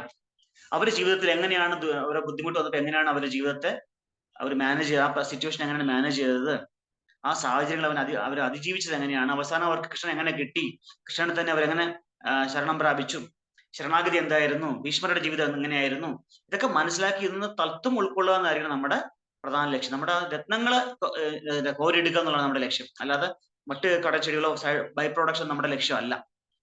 നമ്മുടെ ഏകാഗ്ര ലക്ഷ്യം നമ്മുടേത് ഭഗവാനെ എങ്ങനെ നമുക്ക് കിട്ടാം, നമ്മുടെ ജീവിതത്തിലുള്ള സിറ്റുവേഷൻസ് എങ്ങനെ നമുക്ക് ദ്രൗപദിയും മറ്റുള്ള ഭഗവാന്റെ ഭക്തന്മാരും സിറ്റുവേഷൻ ഹാൻഡിൽ ചെയ്തോളൂ, നമുക്ക് എങ്ങനെ ഹാൻഡിൽ ചെയ്യാൻ പറ്റും, ഇതൊക്കെ ആയിരിക്കണം നമ്മുടെ പ്രധാന ലക്ഷ്യം. അപ്പോ ഇതില് ഈ സുക്തിമതി എന്ന് പറയുന്ന നദിയെ കോലാഹലൻ ഉപദ്രവിക്കുകയാണ്. അപ്പോൾ ആ ഉപദ്രവിക്കുന്ന കണ്ടിട്ട് ഈ വസു വന്നിട്ട് അവരെ രക്ഷിക്കുന്നുണ്ട്. രക്ഷിച്ചു കഴിയുമ്പോൾ പക്ഷെ ഇവരും തമ്മിലുള്ള സംയോഗത്തില് 2 കുട്ടികൾ ഉണ്ടാവുന്നുണ്ട്. കോലാഹലിൽ നിന്ന് സുക്തിമതിക്ക് 2 മക്കളുണ്ടാകുന്നുണ്ട്, ഒരു ആൺകുട്ടി ഒരു പെൺകുട്ടി. ആ പെൺകുട്ടിയുടെ പേരാണ് ഗിരിക. ഓക്കെ, കാരണം ഗിരി പർവ്വതത്തിന്റെ മകളായതുകൊണ്ട് ഗിരിക എന്ന് പേര്. ഒരു ആൺകുട്ടി ഉണ്ടായി. ഈ ആൺകുട്ടി 2 കുട്ടികളെയും ഇദ്ദേഹം കൊണ്ടുപോയി വളർത്തിയിട്ട് ഈ ആൺകുട്ടി അദ്ദേഹത്തിന്റെ സർവ്വസൈനാധിപനായിട്ട് നിയമിക്കുകയാണ് ചെയ്ത് രാജ്യത്തിന്റെ. പെൺകുട്ടി പ്രായപൂർത്തിയായപ്പോൾ അവളെ ഭാര്യയായിട്ട് സ്വീകരിച്ചു. ഇതൊന്നും നമ്മൾ ഇന്നത്തെ കാലഘട്ടം 2025 നിന്നുകൊണ്ട് നമ്മൾ ചിന്തിക്കരുത്. ഇതൊക്കെ 5000 വർഷം മുമ്പുണ്ടായിരുന്ന കാര്യങ്ങളെ പറ്റി നമ്മൾ പറയുന്നത്. 5000 അല്ല, അതിലും കൂടുതൽ വർഷം മുമ്പുള്ള കാര്യം നമ്മൾ പറയുന്നത്. അപ്പൊ ആ ഒരു കാലഘട്ടത്തിന്റെ അന്നത്തെ സാമൂഹ്യ വ്യവസ്ഥയൊന്നും നമുക്കറിയില്ല, അല്ലെ? അപ്പൊ നമുക്കതിന് വിലയിരുത്താനോ നമ്മൾ ജഡ്ജ് ചെയ്യാനൊന്നും പോകണ്ട. നമ്മൾ കാര്യങ്ങൾ മനസ്സിലാക്കി മുമ്പോട്ട് പോകും. ഇത് തത്വങ്ങൾ മാത്രം ഗ്രഹിച്ചു പോവാം. അപ്പോ ഈ ഗിരികയെ അദ്ദേഹം വിവാഹം കഴിക്കുന്നു. ഈ ആൺകുട്ടിയെ അദ്ദേഹം എന്ത് ചെയ്തു? സർവ്വസേനാപനായിട്ട് നിയമിക്കും. ആ സമയത്ത് അദ്ദേഹം ഇങ്ങനെ രാജ്യം ഭരിച്ച് അങ്ങനെ ഇരിക്കുന്ന സമയത്ത് ഇദ്ദേഹത്തിന്റെ പിതൃക്കൾക്ക് ഇദ്ദേഹത്തിന് ദർശനം കൊടുക്കും. പിതൃക്കള് അല്ലെ, പ്രപിതാഹമഹന്മാര് മരിച്ചുപോയവര് ഇതുകൊണ്ട് ആവശ്യപ്പെടും. അന്ന് കാലഘട്ടത്തിലൊക്കെ ഈ മാംസം വെച്ചിട്ട് പിതൃക്കൾക്ക് പൂജ ചെയ്യുന്ന ഒരു തർപ്പണം ചെയ്യുന്ന ഒരു ഏർപ്പാട് ഉണ്ടായിരുന്നു. എപ്പോഴാണ്? ദ്വാപരയുഗത്തിൽ എന്ന് പറയപ്പെടുന്നുണ്ട്. പക്ഷെ ഇന്നത്തെ കലിയുഗത്തിൽ ഇത് ചെയ്യാൻ പാടില്ല, ഇത് വിലക്കപ്പെട്ട ഒരു കാര്യമാണ്. കലിയുഗത്തിൽ ചെയ്യാൻ പാടില്ലാത്ത 5 കാര്യങ്ങള് ബ്രഹ്മവൈവർത്ത പുരാണത്തില് ഇങ്ങനെ വ്യക്തമായിട്ട് 185 180 ശ്ലോകം പറയുന്നുണ്ട്. ചതിന ചരിതാമൃതത്തിലെ ആദ്രിയില 17 അധ്യായം 164 ശ്ലോകത്തിൽ പറയുന്നുണ്ട്. അശ്വമേധം ഗവാലംബം സന്യാസം ഫലപൈതൃകം ദേവേര സുതോൽപത്തിം ഖലു പഞ്ചം വർജിയത്. ഈ കലിയുഗത്തില് ഈ 5 കാര്യങ്ങൾ നിഷേധ്യമാണ്, ചെയ്യാൻ പാടില്ല. അശ്വമേധം ചെയ്യാൻ പാടില്ല. ഗവാലംബം അതായത് ഗോമേധം, ഈ അശ്വമേധം പോലെ തന്നെ പശു വെച്ചിട്ട് ചെയ്യുന്ന ഒരു യാഗം. സന്യാസം, ഫലപൈതൃകം എന്ന് വെച്ചാൽ ഫലം എന്ന് വെച്ചാൽ മാംസം വെച്ചിട്ട് പിതൃക്കൾക്ക് അർപ്പിക്കുന്ന ഒരു ഏർപ്പാട്, അത് ചെയ്യാൻ പാടില്ല. ദേവേര സുതോൽപത്തി അതായത് സഹോദരന്റെ ഭാര്യയില് കുലം നിലനിർത്താനായിട്ട് സഹോദരൻ മരിച്ചു പോയി കഴിഞ്ഞാല് സ്വന്തം സഹോദര പത്നിയിലേക്ക് പറയാ ഒരു പുത്രനെ പ്രദാനം ചെയ്യാൻ, കുലം നിലനിർത്താൻ അല്ലെങ്കിൽ രാജ്യഭാരം നോക്കാനായിട്ട് ഒരു പുത്രനെ നൽകാമെന്നൊരു നിയമം അന്ന് ഉണ്ടായിരുന്നു. അത് ഈ കലിയുഗത്തിൽ പാടില്ല. ഈ 5ഉം കലിയുഗത്തില് പാടില്ലെന്നാണ്. പക്ഷെ നമുക്ക് ഇന്ന് അറിയാം, ഇസ്കോണിലൊക്കെ സന്യാസം കാണുന്നു. അപ്പൊ എന്തുകൊണ്ട് ഇസ്കോൺ സന്യാസം അംഗീകരിക്കുന്നു? ഇസ്കോൺ ശാസ്ത്രങ്ങളെ അടിസ്ഥാനമാക്കിയുള്ള ഒരു പ്രസ്ഥാനമാണല്ലോ, എന്തുകൊണ്ടെന്ന് ചോദ്യം വരാം. ഈ സന്യാസം നമ്മൾ കൊടുക്കുന്ന കർമ്മസന്യാസമാണ്. സന്യാസം എന്ന് വെച്ചാല് എല്ലാം ഉപേക്ഷിച്ച് കാട്ടിൽ പോയി ഒറ്റയ്ക്കിരിക്കുന്നതല്ല. നമ്മുടെ ഇസ്കോണിൽ സന്യാസി എന്ന് പറഞ്ഞാല് സാധാരണ ഒരു വ്യക്തിയെക്കാളും 1000 ഇരട്ടി കർമ്മം അനുഷ്ഠിക്കേണ്ട ആളാണ്. ഭഗവാന്റെ സേവനത്തിന് വേണ്ടിയിട്ട് അലഞ്ഞു നടക്കണം, പരിവ്രാജകനാണ്. അപ്പൊ അതാണ് കർമ്മസന്യാസവും സാധാരണ സന്യാസവും തമ്മിൽ വ്യത്യാസം. അപ്പം ഇത്രയും കാര്യങ്ങൾ കലിയുഗത്തിൽ ചെയ്യാൻ പാടില്ലാത്തതാണ്. ഈ പറഞ്ഞ പല കാര്യങ്ങളും നമ്മൾ ഈ ഇപ്പം അശ്വമേധം ഗവാലംബം, അശ്വമേധം വരുന്നുണ്ട്, ദൈവര സുതൽപത്തി വരുന്നുണ്ട്, പല പൈതൃകം, ഇതൊക്കെ നമ്മൾ ഈ മഹാഭാരതത്തിൽ കാണും. അപ്പൊ മഹാഭാരതത്തിലുണ്ടല്ലോ, നമുക്ക് ഇപ്പൊ ചെയ്തുകൂടാന്ന് ചോദിച്ചാൽ അത് പാടില്ല. കാരണം അന്നത്തെ കാലഘട്ടത്തിൽ അങ്ങനെ ചെയ്യാൻ അനുവാദം ഉണ്ടായിരുന്നു. അതേ ശാസ്ത്രം പറയുന്നു ചെയ്യാൻ പാടില്ല. അപ്പൊ ഇങ്ങനെ ഈ പിതൃക്കളുടെ ഒരു ഇൻസ്ട്രക്ഷൻ കിട്ടുമ്പോൾ അദ്ദേഹം എന്ത് ചെയ്യും? കാട്ടിലേക്ക് പോയിട്ട്, സാധാരണ വീട്ടിൽ നമ്മൾ ഇപ്പൊ കടയിൽ നിന്ന് മേടിക്കും പോലെ ഒന്നും അല്ല മാംസം മേടിക്കുന്നത്. അന്നൊക്കെ മാംസമാണ് അർത്ഥം, അത്രയും റെസ്ട്രിക്റ്റഡ് ആയിരുന്നു മാംസം കഴിക്കണമെങ്കിൽ. അവിടെ ഇപ്പൊ കാട്ടിൽ പോയി നായാടി കൊണ്ടുവരണം, കുറച്ച് റിസ്ക് ഉള്ള പണിയാണത്. അങ്ങനെ പൊതുവെ ആരും ചെയ്യില്ല, അതുകൊണ്ട് വീരക്ഷത്രിയന്മാർ മാത്രമേ ചെയ്യൂ. അപ്പൊ ഇദ്ദേഹം എന്താ പറയാ, അവിടെ പോയിട്ട് കാട്ടിൽ പോയി മാൻവേട്ടയ്ക്ക് വേണ്ടി പോവാണ്. അങ്ങനെ പോയി കഴിയുമ്പോഴത്തേക്കും അതൊരു വസന്ത ഋതു ആയിരുന്നു. വസന്ത ഋതുവായിരുന്നു. അല്ലെ, 6 ഋതുക്കളുണ്ട്, അതിലൊന്ന് വസന്ത ഋതു. വസന്ത ഋതു വളരെ മനോഹരമാണ്. എപ്പോഴും പൂക്കളുടെ മണവും അതുപോലെ കിളികളുടെ കളകളാരവും നിറഞ്ഞൊരവസ്ഥ. കാട്ടിനുള്ളിൽ പോയി കഴിഞ്ഞാൽ അത് ശരിക്കും അത് അറിയാൻ പറ്റും, ആസ്വദിക്കാൻ പറ്റും. എന്നിട്ട് ഇങ്ങനെ വിവാഹം കഴിഞ്ഞ് അങ്ങനെ പോയതല്ലേ. അങ്ങനെ യുവാവായിട്ടുള്ള ഇദ്ദേഹം ഇതിങ്ങനെ ഈ ഒരു അവസ്ഥയിൽ ഒരു മരത്തിന്റെ ചുവട്ടിൽ എത്തുമ്പോ ഇദ്ദേഹത്തിന് വല്ലാത്തൊരു ആസക്തി, സ്വന്തം ഭാര്യയെ പറ്റി ഓർമ്മ വരും. ഈ ഗിരികയെ പറ്റി ഓർമ്മ വരുമ്പോഴത്തേക്കും അതിന് മനസ്സ് വളരെ അജിറ്റേറ്റഡ് ആവും, വളരെ സംഘർഷഭരിതമായിട്ട്. അതിന് എന്താ പറയാ, ഭാര്യയുമായിട്ട് ചേരണം എന്നുള്ള ഒരു എന്താ പറയാ, ഭാര്യയായിട്ട് എന്താ പറയാ, എൻജോയ് ചെയ്യണം എന്നൊരു ആഗ്രഹം വരുമ്പോ എന്നോട് ഇരിക്കുന്ന സമയത്ത് സ്ഖലനം സംഭവിക്കും. അദ്ദേഹത്തിന് സംഭവിക്കുമ്പോൾ അദ്ദേഹം എന്ത് ചെയ്യുന്ന വെച്ചാൽ അദ്ദേഹത്തിന്റെ ആ ഒരു ബീജം ഒരു പക്ഷി പറന്നു പോകുന്ന പരുന്ത് പോലുള്ള ഏതൊരു പക്ഷിയെ ഏൽപ്പിച്ച് എന്റെ ഭാര്യയിൽ ഒക്കെ ഏൽപ്പിക്കണം എന്ന് പറഞ്ഞ് അയക്കുകയാണ്. ഇതിൽ ലോജിക്ക് നമ്മൾ നോക്കിക്കൊണ്ട, നമ്മൾ കാര്യങ്ങൾ നോക്കി അറിഞ്ഞങ്ങ് പോയാൽ മതി. അപ്പോ ഈ ഒരു ഇതിന് ഈ പക്ഷി ഇങ്ങനെ വഹിച്ചുകൊണ്ട് പോകുന്ന സമയത്ത് വേറൊരു പക്ഷി ഇത് കണ്ടിട്ട് സമാനമായിട്ടുള്ള ഒരു പക്ഷി എന്തോ ഒരു മാംസ കഷ്ണത്തെ കൊണ്ടുപോകാണെന്നുള്ള ഇതില് കൊക്കിലൊതുക്കി പോകാന്ന് പറഞ്ഞിട്ട് വന്ന് ആക്രമിക്കുമ്പോൾ ഇത് സ്വാഭാവികമായിട്ടും താഴെ യമുനാ നദിയുടെ മുകളിലൂടെ പോകുമ്പോഴാണ് സംഭവിക്കണം. അപ്പൊ യമുനാ നദിയിൽ വീഴുന്ന ക്ഷണം തന്നെ അതിലൊരു മത്സ്യം ഉണ്ടായിരുന്നു. ഒരു അപ്സര കന്യക, അദ്രിക എന്ന് പേരുള്ള ഒരു എന്താ പറയാ അപ്സര കന്യക ദേവസ്ത്രീ. അവര് ഒരു ബ്രാഹ്മണ ശാപം കാരണം അവര് ഒരു മത്സ്യരൂപം സ്വീകരിച്ച് അവിടെ കഴിയുകയാണ് ശാപമോക്ഷത്തിനായിട്ട്. അങ്ങനെ ഈ മത്സ്യം ഈ ബീജം ഇത് ഉള്ളിലാക്കി വിഴുങ്ങുകയും തൽക്ഷണം വിഴുങ്ങുകയും ഏകദേശം 1 വർഷം അടുക്കുന്ന കാലഘട്ടത്തില് ഈ മീൻപിടുത്തക്കാര് മുക്കുവരെയും ഈ മത്സ്യത്തെ പിടിക്കുന്നുണ്ട്. പിടിച്ച് മുറിക്കുമ്പോൾ ആ മത്സ്യത്തിന്റെ ഉള്ളില് 2 കുട്ടികൾ, ഒരു ആൺകുട്ടി ഒരു പെൺകുട്ടി, 2 കുട്ടികളെ കണ്ടെടുക്കുകയാണ്. ഈ വെട്ടുന്ന തൽക്ഷണം തന്നെ ഈ മത്സ്യ രൂപം ഉപേക്ഷിച്ചിട്ട് ധാമത്തിലേക്ക് തിരിച്ചു പോവാണ്. ഈ അപ്സര കന്യക അപ്സര രൂപം ദേവസ്ത്രീയുടെ രൂപം സ്വീകരിച്ച് തിരിച്ചു പോവാണ്. അങ്ങനെ ഈ മുക്കുവളുടെ നേതാവ് എന്ത് ചെയ്യുന്ന വെച്ചാൽ ഈ കുട്ടികളെ കൊണ്ട് ചേതി രാജ്യത്താണ് നടക്കുന്ന ചേതി രാജാവായിട്ടുള്ള ഈ വസുവിന് ഉപരിചയ വസുവിനെ കൊണ്ട് കൊടുക്കുമ്പോ അദ്ദേഹം ആ ആൺകുട്ടിയെ സ്വീകരിക്കുകയും പെൺകുട്ടിയെ ആ മുക്കുവന് തന്നെ തിരിച്ചു കൊടുക്കുകയും ചെയ്യും. അങ്ങനെ കൊടുത്തു കഴിയുമ്പോൾ അങ്ങനെ കാലഘട്ടം അങ്ങനെ പൊക്കോണ്ടിരിക്കുകയാണ്. അങ്ങനെ മുക്കുവൻ കൊണ്ട് വളർത്തിയ കുട്ടി പേര് സത്യവതി എന്ന പേര്. ഇദ്ദേഹം വളർത്തിയ ആൺകുട്ടി ആണ് പിന്നീട് മത്സ്യരാജൻ എന്നറിയപ്പെടുന്ന ആളായിട്ട് മാറുന്നത്. മത്സ്യരാജനായിട്ട് മാറുന്ന അദ്ദേഹമാണ് ചേതി രാജ്യത്തിന്റെ അധിപനായിട്ടുള്ള മത്സ്യരാജൻ.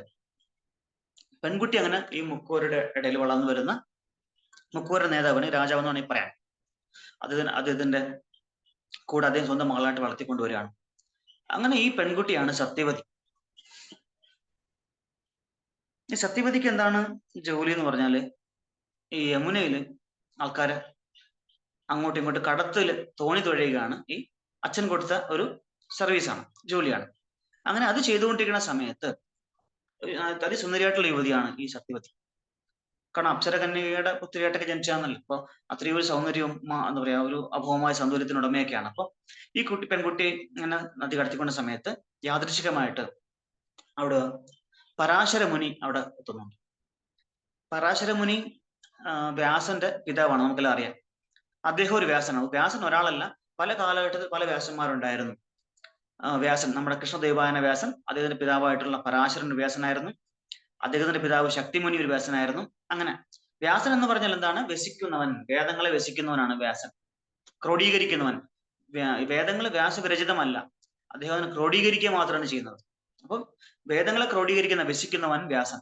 അപ്പൊ പരാശര മുനി ജ്യോതിഷത്തിലൊക്കെ അതി അപാരമായ ജ്ഞാനം, പരാശര ഹോര കേട്ടിട്ടുണ്ടാവുമല്ലോ.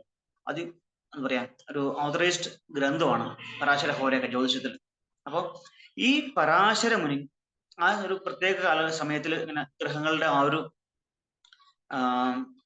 ഘടനയും അന്നത്തെ ആ ഗ്രഹനിലെ ഉള്ള സമയത്ത് അതിന് പെട്ടെന്ന് മനസ്സിലായി, ഇപ്പൊ എനിക്കൊരു കുട്ടി ജനിക്കുകയാണെങ്കിൽ അവൻ ലോകപ്രശസ്തനായിട്ട് മാറും എന്നൊരു പെട്ടെന്നൊരു അധികം തോന്നുകയാണ്. ഒക്കെ മഹാജ്ഞാനികളവരൊക്കെ. നമ്മൾ സാധാരണ ഇന്നത്തെ കാലഘട്ടത്തിനൊക്കെ നമ്മുടെ ആൾക്കാർ പലതും അധിക്ഷേപിക്കുകയും മോശപ്പെടുത്തുകയും ഒക്കെ വേറെ രീതിയിലൊക്കെയാണ് അവർ വ്യാഖ്യാനിക്കുന്നത്. പക്ഷെ ഇതിനൊക്കെ ഒരുപാട് ആന്തരികമായിട്ടുള്ള അർത്ഥങ്ങളും കാര്യങ്ങളും ഈശ്വര നിയോഗമൊക്കെ ഉണ്ട്. പക്ഷെ അതും ആരും പലരും നോക്കാറില്ല, വെറുതെ കുറ്റപ്പെടുത്തുക, അപമാനിക്കുക മാത്രമാണ് ചെയ്യുന്നത്. അപ്പൊ ഈ പരാശരൻ തന്റെ ഈ ഒരു കാര്യം ഈ സത്യവതിയോട് പറയുകയും സത്യവതി പറയും, ഞാനൊരു കന്യകയല്ലേ, അത് മാത്രമല്ല ഇത്രയും ഈ ആൾക്കാർ മറ്റു മുനിമാരൊക്കെ ആൾക്കാർ കാണുന്ന സമയത്ത് എങ്ങനെ അങ്ങോട്ട് എനിക്ക് ഒരുമിക്കാൻ കഴിയും?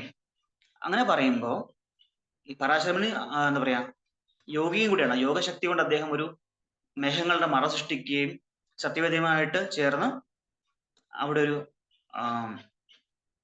അവര് തമ്മിൽ സമാഗമം സംഭവിക്കാം. അപ്പൊ അതിനുമുമ്പ് തന്നെ ചോദിക്കും, ഞാനൊരു കന്യകയാണ്, എനിക്ക് എന്തെങ്കിലും എന്റെ കന്യക നഷ്ടപ്പെട്ടു കഴിഞ്ഞാൽ എന്ത് ചെയ്യും? ഞാൻ അച്ഛന്റെ സംരക്ഷണയിൽ കഴിയുന്ന ഒരു പെൺകുട്ടിയാണ്, ചെറിയൊരു പെൺകുട്ടിയാണ്. അപ്പൊ അദ്ദേഹം പറയും, എന്ത് സംഭവിച്ചാലും നിന്റെ കന്യകത്വം നഷ്ടപ്പെടില്ല എന്ന് പറയും. അത് മാത്രമല്ല, നിനക്കൊരു വരം കൂടെ ചോദിക്കുക എന്ത് വേണമെങ്കിൽ. അപ്പൊ മഹാമുനിമാർക്ക് അങ്ങനെ വരം നൽകാനുള്ള കഴിവുകളൊക്കെ ഉണ്ടായിരുന്നു ഇന്ന കാലഘട്ടത്തിൽ. അങ്ങനെ കിട്ടുന്ന വരം കാരണം അപ്പം ഈ സത്യവതി ചോദിക്കും. സത്യവതി ശരിക്കും ഈ എന്താ പറയാ മീൻ പിടുത്തക്കാരുടെയും മത്സ്യ വിപണനം ചെയ്യുന്ന എന്താ പറയാ അതുമായിട്ട് ഡീൽ ചെയ്യുന്ന ആൾക്കാരോട് കൂടെ ജീവിക്കുന്നുണ്ട്. എപ്പോഴും ദേഹത്ത് മത്സ്യത്തിന്റെ സ്മെല്ലായിരിക്കും. നമ്മൾ മലയാളത്തിൽ പറഞ്ഞ മീൻനാറ്റം, മത്സ്യഗന്ധം. അതുകൊണ്ട് മത്സ്യഗന്ധി എന്നൊരു പേര് കൂടെ സത്യവതിക്കുണ്ട്. അപ്പം ചോദിക്കാം, എന്റെ ഈ ഒരു സ്മെല്ല്, ഈ ഒരു ദുർഗന്ധം മാറി എനിക്ക് നല്ല സുഗന്ധമുള്ള ശരീരം വേണം, അതും അദ്ദേഹം അനുഗ്രഹിക്കും.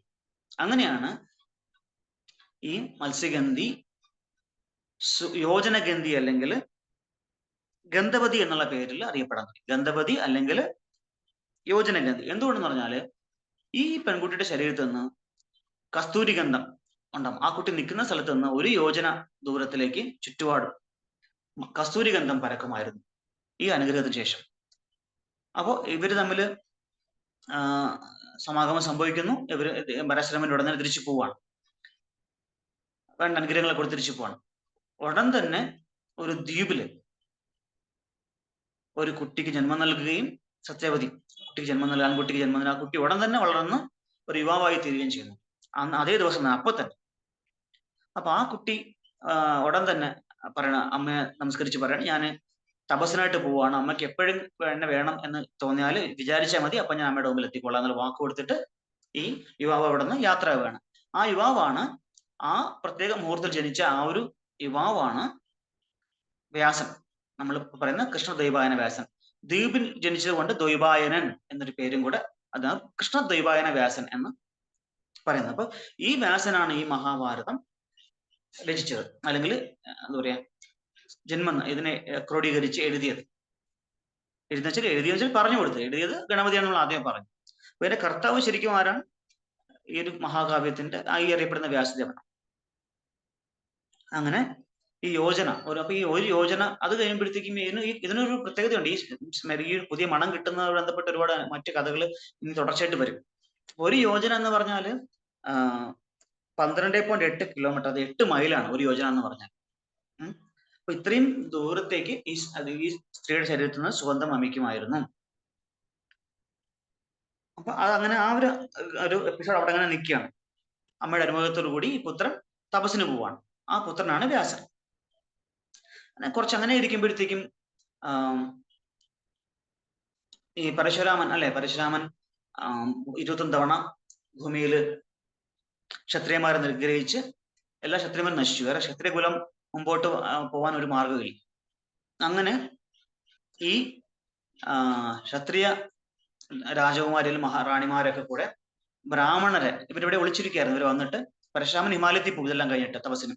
ആ സമയം നോക്കി തിരിച്ചു വന്ന ഈ ക്ഷത്രിയ കുമാരിമാർ, അല്ലെങ്കിൽ ആ ക്ഷത്രിയ സ്ത്രീകൾ, വനിതകള് ബ്രാഹ്മണന്മാരോട് എന്താ പറയാ ആ ഒരു ആഗ്രഹം അല്ലെങ്കിൽ അപേക്ഷ വയ്ക്കവര്, ഞങ്ങളുടെ കുലം നശിക്കാൻ പോവാണ്, അതുകൊണ്ട് ഞങ്ങൾക്ക് ഞങ്ങളുടെ കുലത്തിലേക്ക് വേണ്ടി സന്തതികൾ വേണം, അങ്ങനെ സഹായിക്കണം എന്ന് പറഞ്ഞിട്ട് അവരെ അപ്രോച്ച് ചെയ്ത് അങ്ങനെ സന്തതികൾ ഉണ്ടാവുകയാണ്. ഇതൊരിക്കലും അവരുടെ കാമപൂർണത്തിനോ അല്ലെങ്കിൽ ഒന്നും വേണ്ടിയല്ല, കുലം നിലനിർത്താൻ വേണ്ടി മാത്രമാണ്. അങ്ങനെ ഒരുപാട് സത്സന്താനങ്ങളും നല്ല ക്ഷത്രിയരും ഉണ്ടാവുകയും അവർ നന്നായിട്ട് രാജ്യം ഭരിച്ചുകൊണ്ടൊക്കെ ഇരിക്കുകയായിരുന്നു. അങ്ങനെ നന്നായിട്ട് അവരുടെ അനുഗ്രഹത്തോടുകൂടി ഭൂമിദേവിയും ഇന്ദ്രനും ഒക്കെ നല്ല അനുഗ്രഹിച്ച് എന്താ പറയാ ഇന്ദ്രന്റെ മഴയും അതുപോലെ തന്നെ ഭൂമിദേവി ധനധാന്യങ്ങളൊക്കെ കൊടുത്ത് ഒരു സമാധാനപൂർവ്വമായിട്ടുള്ള ഒരു കാലഘട്ടം അങ്ങനെ പൊക്കൊണ്ടിരുന്ന സമയത്താണ് ദേവന്മാരും അസുരന്മാരും തമ്മിലുള്ള നിരന്തരമായ യുദ്ധവും വഴക്കുമൊക്കെ ആയി തുടങ്ങി കഴിയുമ്പോൾ അപ്പോഴും എന്താ പറയാ അസുരന്മാരൊക്കെ പരാജയപ്പെടാൻ തുടങ്ങി, ഒരുപാട് കൊല്ലപ്പെടാനും പരാജയപ്പെടാൻ. അപ്പൊ ആ സമയത്ത് അവർ എന്ത് ചെയ്തു, ഈ ഭൂമിയിൽ ഈ ക്ഷത്രിയന്മാരുടെ പുത്രന്മാരായിട്ട് ജന്മം എടുത്തു. അപ്പൊ അറിയല്ലോ അസുരന്മാര് കുലത്തിൽ ജനിച്ചാലേ നീ അസുരനാണെന്ന് പറയുമല്ലോ നമ്മൾ, ചില ആൾക്കാർ നീ അസുര വിത്താണെന്ന് പറയുമല്ലോ. അപ്പൊ ഈ അസുരന്മാർ ഇവിടെ കുലത്തിൽ വന്ന് ജനിച്ചു കഴിയുമ്പോഴത്തേക്കും അറിയാലോ എന്ത് സംഭവിക്കും, നമുക്ക് ഊഹിക്കാന്നുള്ളതേ ഉള്ളൂ അല്ലെ. വളരെ ശാന്തസമ്പൂർണ്ണമായിട്ട് കാര്യം നടക്കും അല്ലേ? അതോ എല്ലാം താറുമാറാകുമോ? അസുരന്മാർ ജനിച്ചു കഴിഞ്ഞാൽ എന്താവും കുലത്തില്? ഒരു കുടുംബത്തിൽ അസുരൻ ജനിച്ചു കഴിഞ്ഞാൽ എന്ത് സംഭവിക്കുമെന്ന് അറിയാം, നമുക്കറിയാമല്ലോ. മൊത്തം നാശം.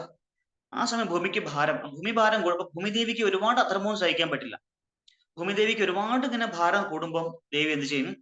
അതാണ് പറഞ്ഞത്, ഭൂമി എന്ന് പറഞ്ഞൊരു ഗോളമല്ല, ഭൂമി എന്ന് പറഞ്ഞ ഗോളത്തിന്റെ അധിഷ്ഠാന ദേവതയായിട്ടുള്ള ദേവി ഭൂമിദേവി ബ്രഹ്മാവിനെ പോയിട്ട് തന്റെ ദുഃഖം അറിയിക്കും. അങ്ങനെ ബ്രഹ്മദേവൻ ഈ ദുഃഖം കേട്ടിട്ട് ദേവന്മാരെല്ലാം വിളിച്ചുകൊണ്ട് ശതദീപം പാൽക്കടലിന്റെ തീരത്ത് പോയി നിന്നിട്ട് ഓം സഹസ്രശീർഷ പുരുഷ സഹസ്രാക്ഷ സഹസ്രപാദ് എന്ന് പറഞ്ഞിട്ട് പുരുഷ സൂക്തം പറഞ്ഞ് പ്രാർത്ഥിക്കുമ്പോൾ ഭഗവാന്റെ ശരിക്കും ഭഗവാന്റെ ഒരു ആ പ്രഭ കാരണം നേരിട്ട് കാണാൻ പറ്റുന്നില്ല ഭഗവാൻ അവർക്ക്, ബ്രഹ്മാവിന് പോലും. ആ സമയത്ത് ബ്രഹ്മാവിന്റെ നേതൃത്വത്തിൽ ഇവർ പ്രാർത്ഥിക്കുമ്പോൾ ബ്രഹ്മാവിന്റെ ഹൃദയത്തിലാണ് ഭഗവാന്റെ നിർദ്ദേശങ്ങൾ കിട്ടുന്നത്. ഇത് ബ്രഹ്മാവ് ഈ ദേവന്മാർക്ക് പറഞ്ഞു കൊടുക്കും. അങ്ങനെ ഭഗവാൻ പറയുന്നുണ്ട്, ഇവരുടെ പ്രാർത്ഥന കേട്ട് ഭഗവാൻ പറഞ്ഞു, ഞാൻ ഉടൻ തന്നെ അവതരിക്കുന്നുണ്ട്, ഈ എന്താ പറയുക അധർമ്മത്തെ നശിപ്പിച്ച് ധർമ്മത്തെ പുനരുദ്ധാരണം ചെയ്യാനായിട്ട് ഞാൻ വരുന്നുണ്ട്, എന്റെ കൂടെ ഇന്ന ദേവന്മാരെല്ലാം ഇങ്ങനെ ഓരോ രൂപം എടുത്ത് വരണം എന്നൊക്കെ പറഞ്ഞ ഭഗവാൻ നിർദ്ദേശം ബ്രഹ്മദേവന് കൊടുക്കും. ബ്രഹ്മദേവൻ ഇത് മറ്റുള്ളവരെ അറിയിക്കുന്നുമുണ്ട്. അങ്ങനെ ഭഗവാൻ വരുന്നതിന് മുമ്പ് തന്നെ ഭഗവാൻ സ്വന്തം ഞാൻ മുമ്പത്തെ ചരിതാമൃതത്തിൽ പറഞ്ഞിട്ടുണ്ട്, സ്വന്തം ഒരു ഡ്രാമയ്ക്ക് വരുമ്പോൾ ഡ്രാമ സെറ്റിങ്സും അതിന്റെ നേതാക്കളെ അതിന്റെ അഭിനേതാക്കളെ ഒക്കെ നമ്മൾ എങ്ങനെ കൊണ്ടുവരുന്നു, അതുപോലെ ഭഗവാൻ ആൾക്കാരെയൊക്കെ ആദ്യം അയക്കും, ആദ്യം വരേണ്ടവർ ആദ്യം അയക്കും, പിന്നീട് വരേണ്ട പിന്നീട് അയക്കും, സെറ്റ് വെച്ചിട്ട് ഭഗവാൻ ഇങ്ങോട്ട് അവതരിക്കുന്നത്. അങ്ങനെ പല ആൾക്കാരും ഈ ഭൂമിയിലേക്ക്, അസുരന്മാർ ആൾറെഡി അവതരിച്ചു കഴിഞ്ഞു, ഇവരെ കൗണ്ടർ ചെയ്യാനായിട്ടുള്ള ദേവന്മാരെ അല്ലെങ്കിൽ സഹായികളെ ഭഗവാൻ എല്ലാം പറഞ്ഞു കൊടുക്കണം, ആരൊക്കെ ആരായിട്ട് വരണം എന്നുള്ളത്. അപ്പോ ജരാസന്ധൻ, വിപ്രചിത്തി എന്ന് പേരുള്ള ഒരു അസുരനായിരുന്നു ജരാസന്ധൻ. അദ്ദേഹം അങ്ങനെ അവതരിച്ചു ഭൂമിയില്. ഹിരണ്യകശിപു ശിശുപാലനായിട്ട് വന്നു. പിന്നെ സംഹ്ലാദൻ, പ്രഹ്ലാദന്റെ സഹോദരനായിട്ടുള്ള സംഹ്ലാദൻ ശല്യരായിട്ട് വന്നു. പ്രഹ്ലാദൻ മഹാരാജന്റെ ഒരു സഹോദരൻ അനുഹ്ലാദൻ ദൃഷ്ടകേതുവായിട്ട് വന്നു. വഷ്കലൻ എന്നുള്ള ഒരു അസുരൻ ഭഗദത്തനായിട്ട് വന്നു. ബൃഹസ്പതിയുടെ അംശമാണ് ദ്രോണാചാര്യനായിട്ട് വന്നു. ശിവന്റെ ഒരു അംശവും കാമക്രോധങ്ങളുടെ മൂർത്തിമത് ഭാവം രൂപങ്ങളും എന്ന അംശവും ഇത് മൂന്നും ചേർന്നാണ് അശ്വത്ഥമാവായിട്ട് അവതരിക്കുന്നത്. പിന്നെ മരുത്തുക്കള് സാത്വികി ദ്രുപദൻ കൃതവർമാവ് ആയിട്ട് വന്നു. ശകുനി എന്ന് പറയുന്നത് ദ്വാപരനാണ്. ദ്വാപരൻ ഓരോ യുഗങ്ങൾക്കും ഒരു അധിഷ്ഠാന രൂപങ്ങളുണ്ട്, അധിഷ്ഠാന എന്താ പറയുക മൂർത്തികളുണ്ട്. അതിൽ കലിയുഗത്തിന്റെ മൂർത്തിമത് ഭാവം രൂപമായിട്ടുള്ള കലിപുരുഷന്റെ ഒരു അംശമായിട്ടാണ് ദുര്യോധന അവതരിക്കുന്നത്. ദ്വാപരൻ എന്ന് പറയുന്ന ദ്വാപരയുഗത്തിന്റെ ഒരു വ്യക്തിരൂപമാണ് ദ്വാപരൻ. ആ ദ്വാപരന്റെ അംശമായിട്ട് ശകുനി അവതരിക്കുന്നുണ്ട്. അതുപോലെ തന്നെ സനത്കുമാരനാണ് പ്രദ്യുമ്നായിട്ട് അവതരിക്കുന്നത്. അത് കഴിഞ്ഞിട്ട് ദുശാസനൻ തുടങ്ങി മറ്റ് സഹോദരന്മാര് ദുര്യോധനന്റെ ഇവരെല്ലാരും പുലസ്ത്യ മഹർഷിയുടെ പുത്രന്മാരായിട്ടുള്ള രാക്ഷസന്മാരാണ്. പരിശുദ്ധി എന്ന് പറഞ്ഞൊരു ഗുണമുണ്ടല്ലോ, പരിശുദ്ധി. ആ പരിശുദ്ധിക്ക് ഒരു വ്യക്തിരൂപമുണ്ട്. ആ വ്യക്തിരൂപത്തിന്റെ അംശമായിട്ടാണ് പാണ്ഡു അവതരിക്കുന്നത്. യമന്റെ അംശമായിട്ട്, യമധർമ്മന്റെ അംശമായിട്ട് വിതുരൻ അവതരിക്കുന്നുണ്ട്. അല്ല, ധർമ്മത്തിന്റെ എല്ലാ ധർമ്മങ്ങളും അറിയുന്ന ആളായിട്ട് വിതുരൻ അറിയപ്പെട്ടതുകൊണ്ട്. അങ്ങനെ ഇതൊക്കെയാണ് അതിന്റെ ഒരു കുറച്ച് ആൾക്കാരുടെ പേര്. ഇപ്പൊ വിശ്വദേവകളാണ് ദ്രൗപദിയുടെ പുത്രന്മാരായിട്ട് ജനിക്കുന്നത്. അതുപോലെ ദ്രൗപദി ആരായിരുന്നു? ഹരേ കൃഷ്ണ, ആർക്കെങ്കിലും പറയാമോ? ദ്രൗപദി മുൻ ജന്മത്തിൽ ആരായിരുന്നു? ആരുടെ അംശമായിട്ടാണ് ദ്രൗപദി വരുന്നതെന്ന് അറിയാമോ? ഹരേ കൃഷ്ണ, ഹരേ കൃഷ്ണ, ഹരേ കൃഷ്ണ. ആരുമില്ലേ? ആർക്കും അറിയില്ല അല്ലേ? മായാസീതയായിട്ട് ആണെങ്കിലും ഈ മഹാഭാരതത്തിന്റെ അടിസ്ഥാനത്തിൽ പറയുമ്പോ ശശിദേവിയാണ്. ശശിദേവി ആരാണ്? ഇന്ദ്രാണി ആയിട്ടുള്ള ശചിദേവിയുടെ അംശമാണ് ശരിക്കും ദ്രൗപദി ദേവി. ദ്രൗപദി. ഓക്കെ, ഇനി ഒരാളുടെ കാര്യം എടുത്ത് പറയാൻ കുറച്ച് വിസ്തരിച്ച് പറയാനുണ്ട്.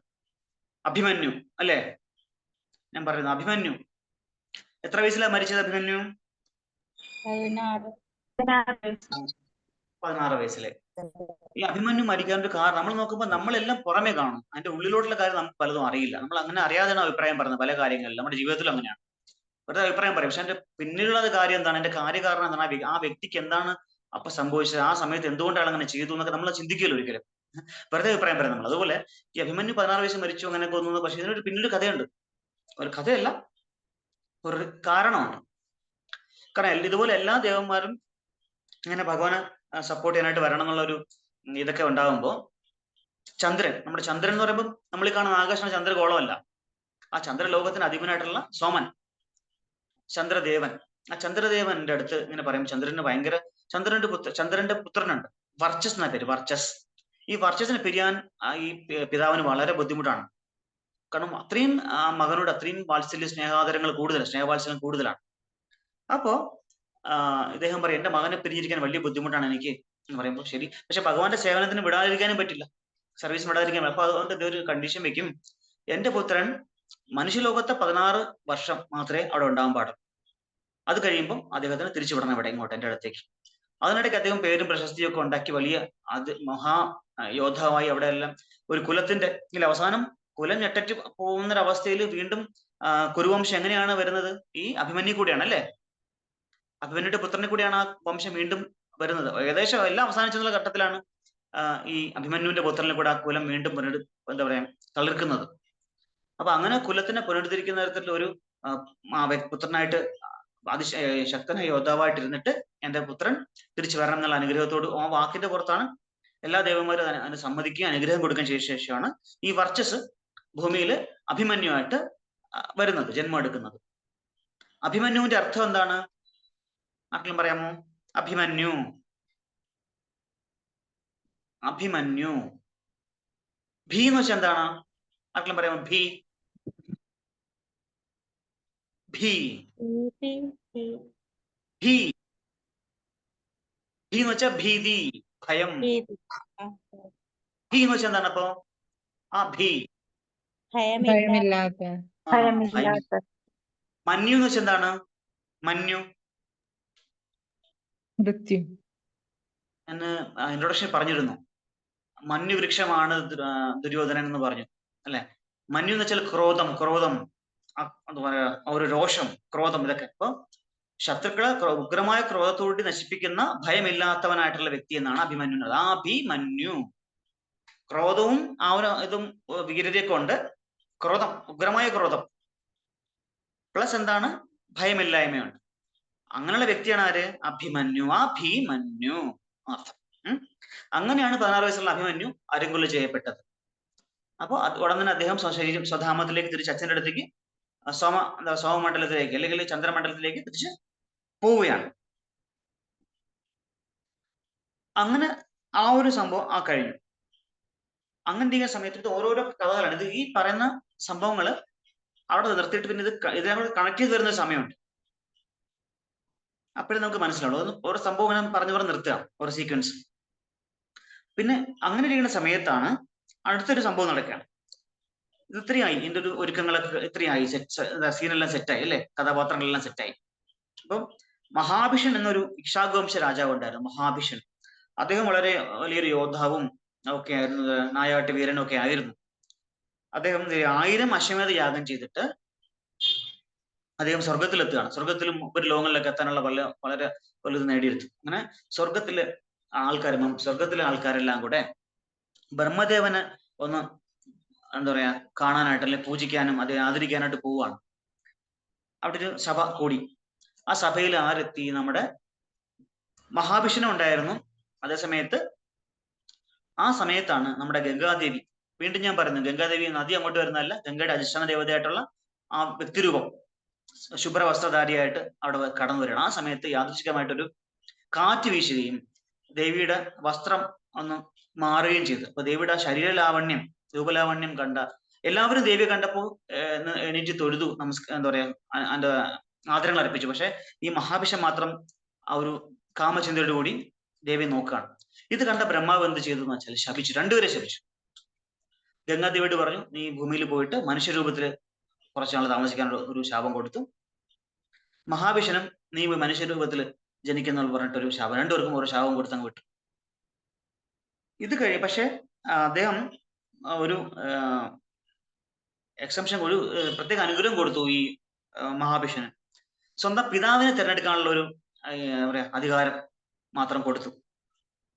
അങ്ങനെ ഗംഗാദേവി ഇങ്ങനെ വിഷമിച്ചിങ്ങനെ പോകുന്ന സമയത്ത് ആണ് അഷ്ടവസുക്കൾ എന്ന് പറഞ്ഞാല് മഹാഭാരതം അനുസരിച്ചിട്ട് പറയുന്ന പേരുകള് ധര, ആപ്, അനള, അനില, പ്രത്യുഷ, പ്രഭാസ, സോമ, ധ്രുവ. ദ്യു അല്ലെങ്കിൽ ഈ എന്താ പറയാ പ്രഭാസന, ഇതെല്ലാം വ്യക്തിരൂപങ്ങളാണ് അവർക്ക്, വ്യക്തിരൂപങ്ങളുണ്ട് അവർക്ക്. അപ്പൊ പ്രഭാസ അല്ലെങ്കിൽ ദ്യു എന്നറിയപ്പെടുന്ന ഇത് ആകാശനെ പ്രതിനിധാനം ചെയ്യുന്നതാണ്. ഈ ഇത്രയും കാര്യം, ഇത്രയും 8 വസ്തുക്കളുണ്ട്. അതിൽ പ്രധാനപ്പെട്ടാണ് ദ്യു എന്നെ പറ്റി നമുക്ക് പറയാം. ഇതില് ഗംഗാദേവി ഇങ്ങനെ പൊക്കോണ്ടിരിക്കുന്ന സമയത്ത് ഇത്രയും വരെ കാണും. ഈ ഇത്രയും വസ്തുക്കൾ വിഷമിച്ചിരിക്കുകയാണ്. അപ്പൊ ദേവി എന്താ നിങ്ങൾ വിഷമിച്ചിരിക്കണമെന്ന് ചോദിക്കുമ്പോൾ പറയും, ഞങ്ങൾക്കൊരു ശാപം കിട്ടി, ഭൂമിയിൽ മനുഷ്യന്മാരായിട്ട് ജനിക്കേണ്ട ഒരു ശാപം കിട്ടിയിട്ടുണ്ട്, അതിനെപ്പറ്റി ആലോചിച്ച് ഞങ്ങൾ വിഷമിച്ചിരിക്കുകയാണ് എന്ന് പറയുമ്പോൾ അപ്പൊ ദേവിയുടെ അവസ്ഥ പറയും. ദേവിക്ക് ഇങ്ങനെ ഒരു ശാപം കിട്ടിയിട്ടുണ്ട്. അപ്പൊ ഇവർ ചോദിക്കും, ദേവിയോട് ചോദിക്കും, എനിക്ക് ഞങ്ങളുടെ അമ്മയായിട്ട് ഭൂമിയിൽ ഞങ്ങളുടെ മനുഷ്യരൂപം എടുക്കുമ്പോൾ ഞങ്ങളുടെ അമ്മയായിട്ടൊന്ന് ആവാൻ പറ്റും, അങ്ങയുടെ ഗംഗാദേവിയുടെ പുത്രന്മാർ ജനിക്കാനുള്ള അവസരം കിട്ടുമെന്ന് ചോദിക്കും. ദേവി അത് സമ്മതിക്കും.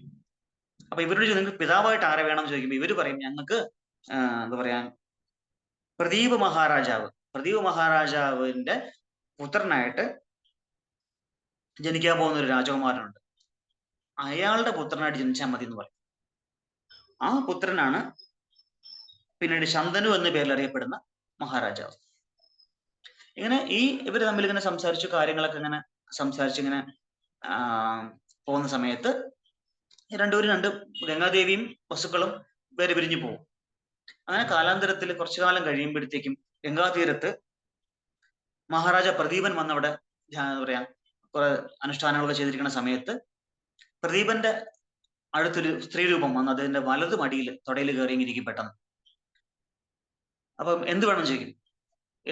അപ്പൊ പറയും എനിക്കൊന്നും താല്പര്യമില്ല, ഞാൻ തപസ്യയിലാണ്, എന്താണ് കാര്യം ചോദിക്കും. എനിക്ക് അങ്ങേ വിവാഹം കഴിക്കണം എന്ന് പറയും ദേവി. പക്ഷെ ദേവിക്ക് അറിയാം എന്താ സംഭവിക്കാൻ പോണെന്നാണ്. അവ പറയും ഇല്ല, അങ്ങ് എനിക്ക് ദേവിയെ എനിക്ക് വിവാഹം കഴിക്കാൻ താല്പര്യമില്ല, എനിക്ക് പറ്റില്ല, ഞാൻ തപസ്യയിലാണ്. അത് മാത്രമല്ല ഈ വലത് തൊട എന്ന് പറയുന്നത് മകൾക്കോ മരുമകൾക്കോ ഒക്കെ ഇരിക്കാനാണ് അവകാശപ്പെട്ടതാണ്, താങ്കളോട് ഇരുന്ന് കഴിഞ്ഞു, അതുകൊണ്ട് ഒരിക്കലും ഭാര്യയുടെ സ്വീകരിക്കാൻ പറ്റില്ല, ഭാര്യയുടെ സ്ഥാനം ഇടത് തൊടയിലാണ് എന്ന് പറയും. അപ്പോ അങ്ങനെ ഒരു അനുഗ്രഹം കിട്ടി. ശരി, എന്റെ മകൻ താങ്കളെ വിവാഹം കഴിക്കാം, എനിക്ക് ജനിക്കാൻ പോകുന്ന മകനെ കൊണ്ട് വിവാഹം കഴിപ്പിക്കുക എന്നുള്ള വാഗ്ദാനം കൊടുക്കുകയാണ്. അപ്പൊ ദേവി പറയുന്നുണ്ട് ആ മകനെ വിവാഹം കഴിച്ചാലും ഞാൻ ചെയ്യുന്ന ഏതൊരു കാര്യത്തെയും ചോദ്യം ചെയ്യുകയോ എന്നോട് ദേഷ്യപ്പെടുകയോ കോപപ്പെടുകയോ ചെയ്യാൻ പാടില്ല, എങ്കിൽ ഞാൻ അപ്പോഴും ഉപേക്ഷിച്ചു പോകുമെന്ന് പറഞ്ഞ് ആ ഒരു വാഗ്ദാനം പ്രദീപനും കൊടുക്കുകയാണ്. അങ്ങനെ മുമ്പോട്ട് പോയിരിക്കുന്ന കാലഘട്ടം അങ്ങനെ മുമ്പോട്ട് പോകുമ്പോഴത്തേക്കും ഈ രാജാവ് പ്രദീപന് ശന്തനു എന്ന പേരോട് ഒരു പുത്രൻ ജനിക്കുകയും അങ്ങനെ വളരെ സന്തോഷമായിട്ട് ജീവിക്കുന്ന കാലഘട്ടത്തിൽ ആ പുത്രൻ വളർന്ന യുവാവായി മാറുന്ന കാലഘട്ടത്തിൽ അച്ഛൻ ഈ ഒരു പ്രദീപ മഹാരാജാവ് ഇങ്ങനെ ഗംഗാദേവിയെ കണ്ടുമുട്ടുകയും ഗംഗാദേവിയുടെ ഈ കാര്യങ്ങളൊക്കെ എന്താ പറയാ പറഞ്ഞു കൊടുക്കുകയും ചെയ്യുന്നുണ്ട്. ഈ സംഭവം എങ്ങനെയാണ്, എന്തൊക്കെയാണ് ഇവർ തമ്മിൽ എങ്ങനെയാണ് കണ്ടുമുട്ടിയത്, അങ്ങനെ വാക്ക് കൊടുത്ത കാര്യങ്ങളെ പറ്റിയൊക്കെ പറയുന്നുണ്ട്. തൽക്കാലം നമുക്കിവിടെ നിർത്താം, കാരണം അടുത്ത ക്ലാസ്സിന് സമയമായി എന്ന് തോന്നുന്നു. ഹരേ കൃഷ്ണ. ബാക്കി നമുക്ക് വെള്ളിയാഴ്ച കണ്ടിന്യൂ ചെയ്യാം. ഹരേ കൃഷ്ണ. മാതാജി, ഐശ്വര്യ മാതാജി ഉണ്ടോ? ഹരേ കൃഷ്ണ പ്രഭു. ഇല്ല, എന്നെയാണ് മാതാജി ഏൽപ്പിച്ചേക്കുന്നത്. അപ്പൊ കഥാമൃതപ്പ് പോകണ്ട, ടൈം ആയി നമുക്കിവിടെ. മെസ്സേജ് പ്രഭു, നന്ദി പ്രഭുജി, വളരെ നല്ല സൂപ്പർ ക്ലാസ് ആയിരുന്നു. നമുക്കൊന്നും അറിഞ്ഞിടത്ത ഒരുപാട് കാര്യങ്ങൾ പ്രഭു ഭഗവാന്റെ കൃപയാൽ നന്നായി പറഞ്ഞു തന്നു. വളരെ നന്ദിയുണ്ട് പ്രഭുജി. ഇത് വലിയൊരു സൗഭാഗ്യമാണ് പ്രഭുജി നമുക്ക് എല്ലാവർക്കും. നന്ദി പ്രഭുജി, വളരെ നല്ല ക്ലാസ്. ഇതെല്ലാം കാരണം കഥാമൃതപ്പ് പോവാണ്. പ്രഭു പ്രഭു താങ്ക് യു പ്രഭു. സന്തോഷം, വളരെ നല്ല ക്ലാസ് ആയിരുന്നു. ഇനി അടുത്ത വെള്ളിയാഴ്ച വരുന്നവർ നമ്മൾ കാത്തിരിക്കുകയാണ്. പറഞ്ഞു പോയങ്ങനെ പറഞ്ഞു പൊക്കൊണ്ടേയിരിക്കും, നിർത്താൻ പറ്റില്ല നമുക്ക്. അതാണ് എന്റെ ഒരു പ്രശ്നം. ഈ മഹാഭാരത ചാനൽ പോലെ പൊക്കൊണ്ടിരിക്കുകയാണ് ഞാൻ. പ്രഭു ഒരു ദിവസം കൂടെ ഡേറ്റ് തരണം പ്രഭു. ഹരേ കൃഷ്ണ. 3 നമുക്ക് നോക്കാം, ആദ്യം 2 പോട്ടെ, 2 ഇങ്ങനെ നന്നായിട്ട് പോട്ടെ നമുക്ക്. എന്നിട്ട് നമുക്ക് ഹരേ കൃഷ്ണ പ്രഭു. കൃഷ്ണ. എല്ലാവർക്കും ഹരേ കൃഷ്ണ. ഹരേ കൃഷ്ണ. ഹരേ കൃഷ്ണ. ഹരേ കൃഷ്ണ. താങ്ക് യു ജ്യോതിമയി പ്രഭു. മാതാജി ശരി പ്രഭു. നന്ദി പ്രഭു. ദണ്ഡവത് പ്രണാം.